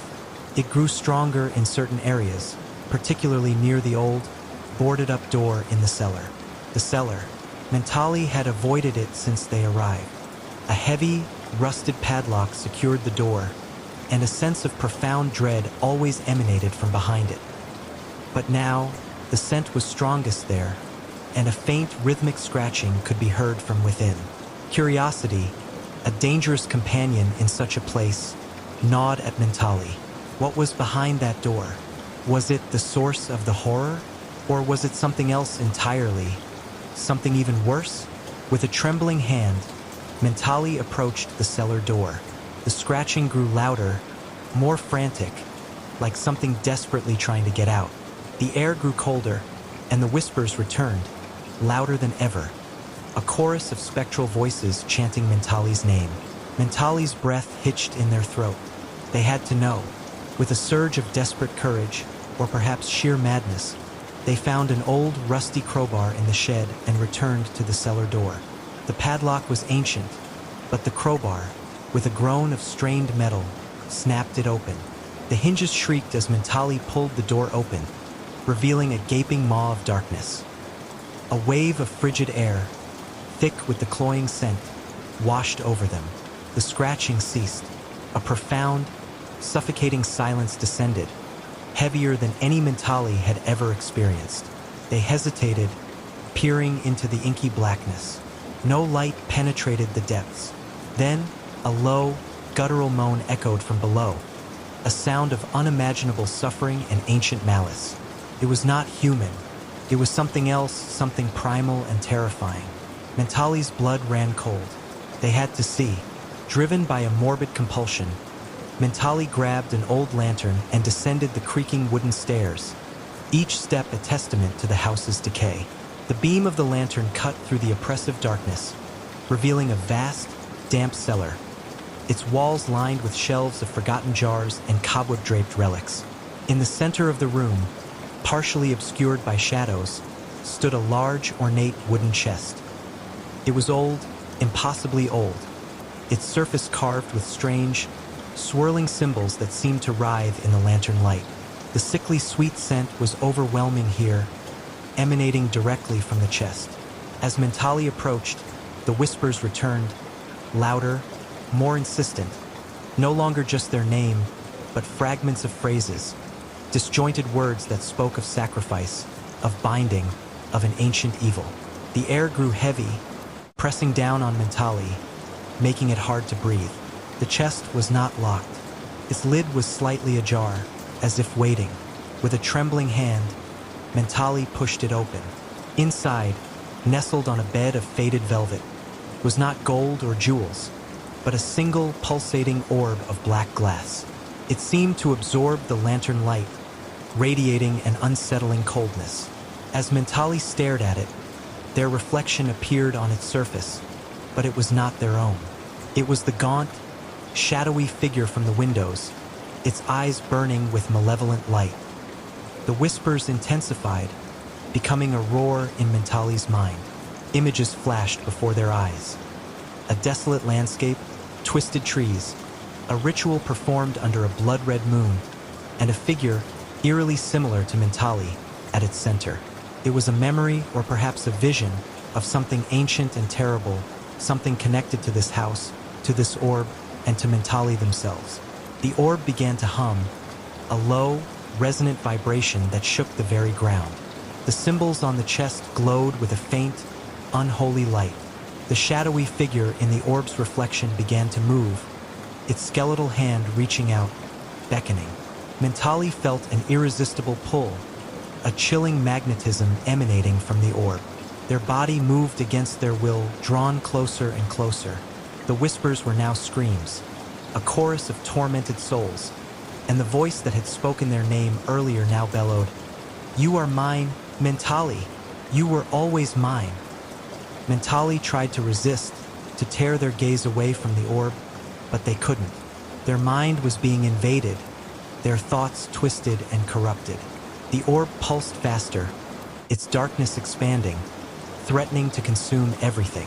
Suddenly, a searing pain shot through Mentali's head, as if 1,000 needles were piercing their skull. The visions intensified, showing them not just the ancient ritual, but their own part in it, a forgotten lineage, a dark inheritance. They were not just a victim, they were a vessel, a key. The shadowy figure in the orb's reflection lunged forward, its spectral hand phasing through the glass, reaching for Mentali's face. Mentali let out a choked cry, stumbling backward, finally breaking free from the orb's hypnotic pull. They scrambled up the cellar stairs, not caring about the creaking wood or the darkness. The moans and whispers chased them, echoing from the depths of the cellar. They burst out of the cellar door, slamming it shut and frantically trying to reattach the broken padlock, their hands shaking uncontrollably. But it was too late. The malevolence had been unleashed. As Mentali stood panting, leaning against the now secured cellar door, a chilling realization dawned. The whispers weren't just coming from the cellar anymore. They were inside their head, clearer, more defined, mocking them, laughing. "You can't escape what you are, Mentali," the dry, raspy voice hissed, now undeniably originating from within Mentali's own mind. "This house is merely a mirror. I am you, and you are me." Mentali stumbled away from the cellar door, their eyes wide with terror. They looked around the living room, at the familiar, dust-laden furniture, and saw them anew, twisted, grotesque. The shadows in the corners seemed to writhe, to coalesce into mocking faces. They ran to the front door, desperate to escape, to flee this house and the horror it contained. But as their hand reached for the doorknob, their reflection in the glass panels stared back at them. It was no longer just Mentali. The gaunt, shadowy figure was superimposed over their own image, its eyes glowing with an unholy light, a grotesque smile stretching across its spectral face. Mentali screamed again, a sound of pure, unadulterated despair. They tried to open the door, but their hands, now seemingly not their own, refused to obey. The whispers inside their head grew louder, a triumphant chorus. "Welcome home, Mentali." The voice hissed, its tone dripping with ancient satisfaction. "You've been gone too long." The house, once a sanctuary, was now a tomb, and Mentali was its newest, and perhaps its final, permanent resident. The echoes of their mind, once a cacophony, had finally found their conductor, and the symphony of terror had only just begun. The old house on the forgotten hill settled into its eternal vigil, its skeletal branches still clawing at the bruised sky, forever guarding the secrets of Mentali and the dark entity that had finally claimed its rightful place. The old house stood on a hill overlooking the town, a skeletal silhouette against the bruised twilight sky. Its windows, like vacant, cataract-ridden eyes, stared out from under heavy, sagging brows of eaves, reflecting nothing but the dying light. Elias had inherited it from his reclusive aunt, Alara, a woman whispered to have dabbled in unconventional arts. a polite euphemism he'd always assumed for eccentric hobbies and a penchant for solitude. He dismissed it as small-town gossip, the kind that festered in the quiet corners of forgotten communities until he found the journal. It was tucked away in a hidden compartment beneath a loose floorboard in his aunt's dusty and used study. Bound in cracked, dark leather, its spine groaning with age, the journal felt strangely warm to the touch. Its pages, brittle and yellowed, were filled with elegant, looping script and intricate, geometric designs. Elias, a struggling abstract artist whose canvases often felt as barren as his bank account, recognized a certain artistic flair in the meticulous lines. These were sigils, he soon learned, each one accompanied by a cryptic, almost poetic phrase describing its intended purpose: for prosperity, to mend a broken heart, for protection against unseen harms, and darker, more unsettling ones like to bind shadows or to open the veiled eye. He saw not magic, but a new creative outlet, a wellspring of unique patterns. He began to copy them, meticulously, into his own sketchbook, a thick, coil-bound volume he usually filled with half-formed ideas and frustrated scribbles. He admired their aesthetic, the way the lines flowed into one another, creating a sense of balance and hidden meaning. He started with the simpler ones, for clarity of thought, drawing it with a charcoal stick, feeling a peculiar calm settle over him. The first change was subtle, almost imperceptible. A gallery owner, Ms. Albright, who had ignored his submissions for months, suddenly called, her voice surprisingly eager. "Elias, darling, I just revisited your portfolio. There's something new, a certain vibrancy. Are you free to discuss a showing?" Elias felt a jolt of disbelief, then a thrill. Coincidence? He'd sent her the same portfolio weeks ago. Then, a long-lost friend from art school, someone he hadn't spoken to in years, reconnected out of the blue, offering a lucrative commission for a series of murals in a new boutique hotel. Elias's financial woes, which had been a constant, gnawing anxiety, began to recede. He started selling more pieces, his abstract works, once dismissed as too niche, now praised as profound and visionary. He felt a surge of exhilaration, a sense of vindication. Was there truly something to these strange symbols? A part of him, the rational, artistic part, scoffed. Another, deeper part, a part he hadn't known existed, began to believe. He turned to the more ambitious sigils, drawn by their promise. To inspire boundless creativity, he inscribed, his hand shaking slightly with a mix of excitement and trepidation. He drew it with a fervor he hadn't felt in years, the charcoal leaving dark smudges on his fingers. His art flowed, vibrant and unsettling, filled with swirling patterns that mirrored the sigils themselves, echoing their intricate geometry. His canvases exploded with color and form, each stroke infused with an almost manic energy. He worked for days without rest, fueled by an unseen current, his studio a whirlwind of paint and charcoal dust. But sleep became a luxury, then a forgotten concept. His mind raced, a relentless torrent of ideas and images flashing behind his eyelids even when they were squeezed shut. The whispers began subtly, at first sounding like the rustle of old paper, then like ink on parchment, a faint scratching sound that seemed to emanate from the very air around him. He dismissed them as the sounds of an old house settling, or the auditory hallucinations of extreme sleep deprivation. One night, as the moon hung like a skeletal finger bone in the sky, Elias sketched a particularly complex sigil from his aunt's journal to unveil hidden truths. It was a sprawling, multi-layered design that seemed to pulse with an internal logic. As his brush moved, connecting the final lines, he heard it, a faint, rhythmic scratching from behind the walls of his studio, just beyond the thin plaster. He froze, brush suspended in midair, his breath catching in his throat. Mice? The house was old, after all, and prone to infestations. But the scratching grew, rhythmic, insistent, like tiny, needle-sharp claws dragging over dry, brittle wood, a sound that grated against his nerves. He tried to ignore it, focusing on the sigil, willing the sound to cease. But it didn't. The air in the room grew heavy, thick with an unseen presence, a cloying metallic scent like old blood and ozone. The whispers intensified, no longer just in his mind, but seeming to emanate from the very walls, from the deepest shadows in the corners of the room. They were not words, not yet, but a cacophony of hisses and rustles, like 1,000 insects skittering just out of sight, a dry, chitinous symphony that vibrated in his teeth. He finished the sigil, his hand trembling uncontrollably. As the last line connected, a cold, unnatural gust swept through the room. Though the windows were latched, the old panes rattling violently. The scratching behind the walls stopped abruptly, replaced by something else.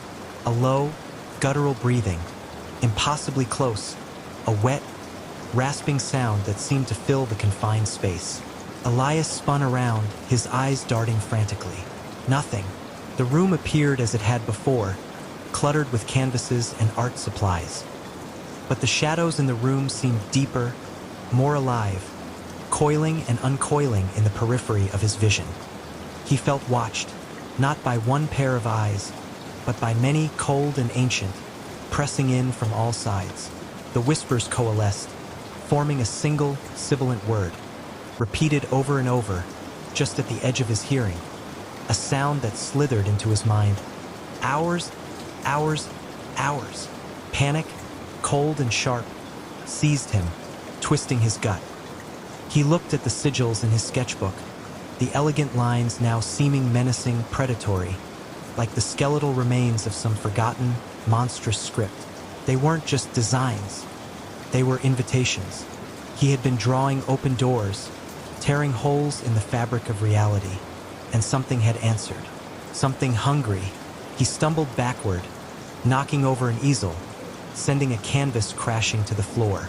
He had to destroy them. He had to close the doors. He lunged for his aunt's journal, intent on burning it, on eradicating every trace of the symbols. He struck a match, its tiny flame flickering weakly in the oppressive air.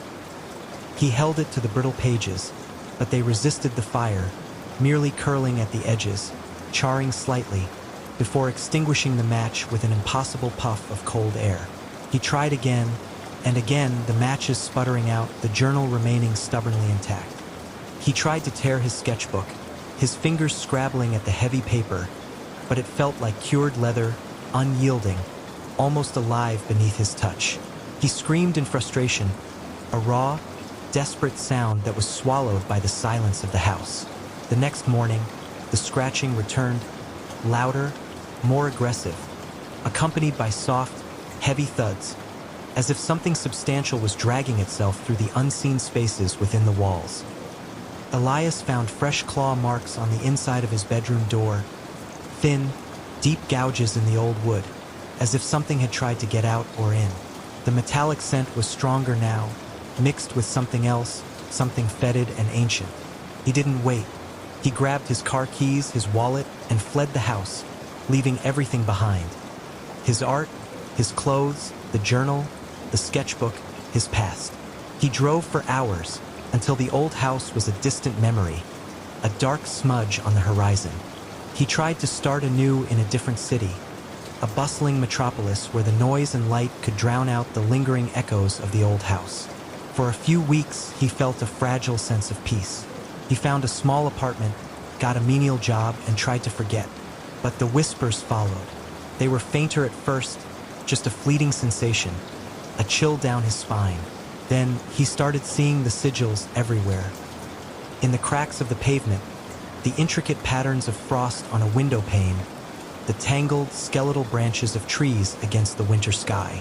They were etched into his mind, burned into his retina, appearing in the steam on his bathroom mirror, in the condensation on his coffee cup.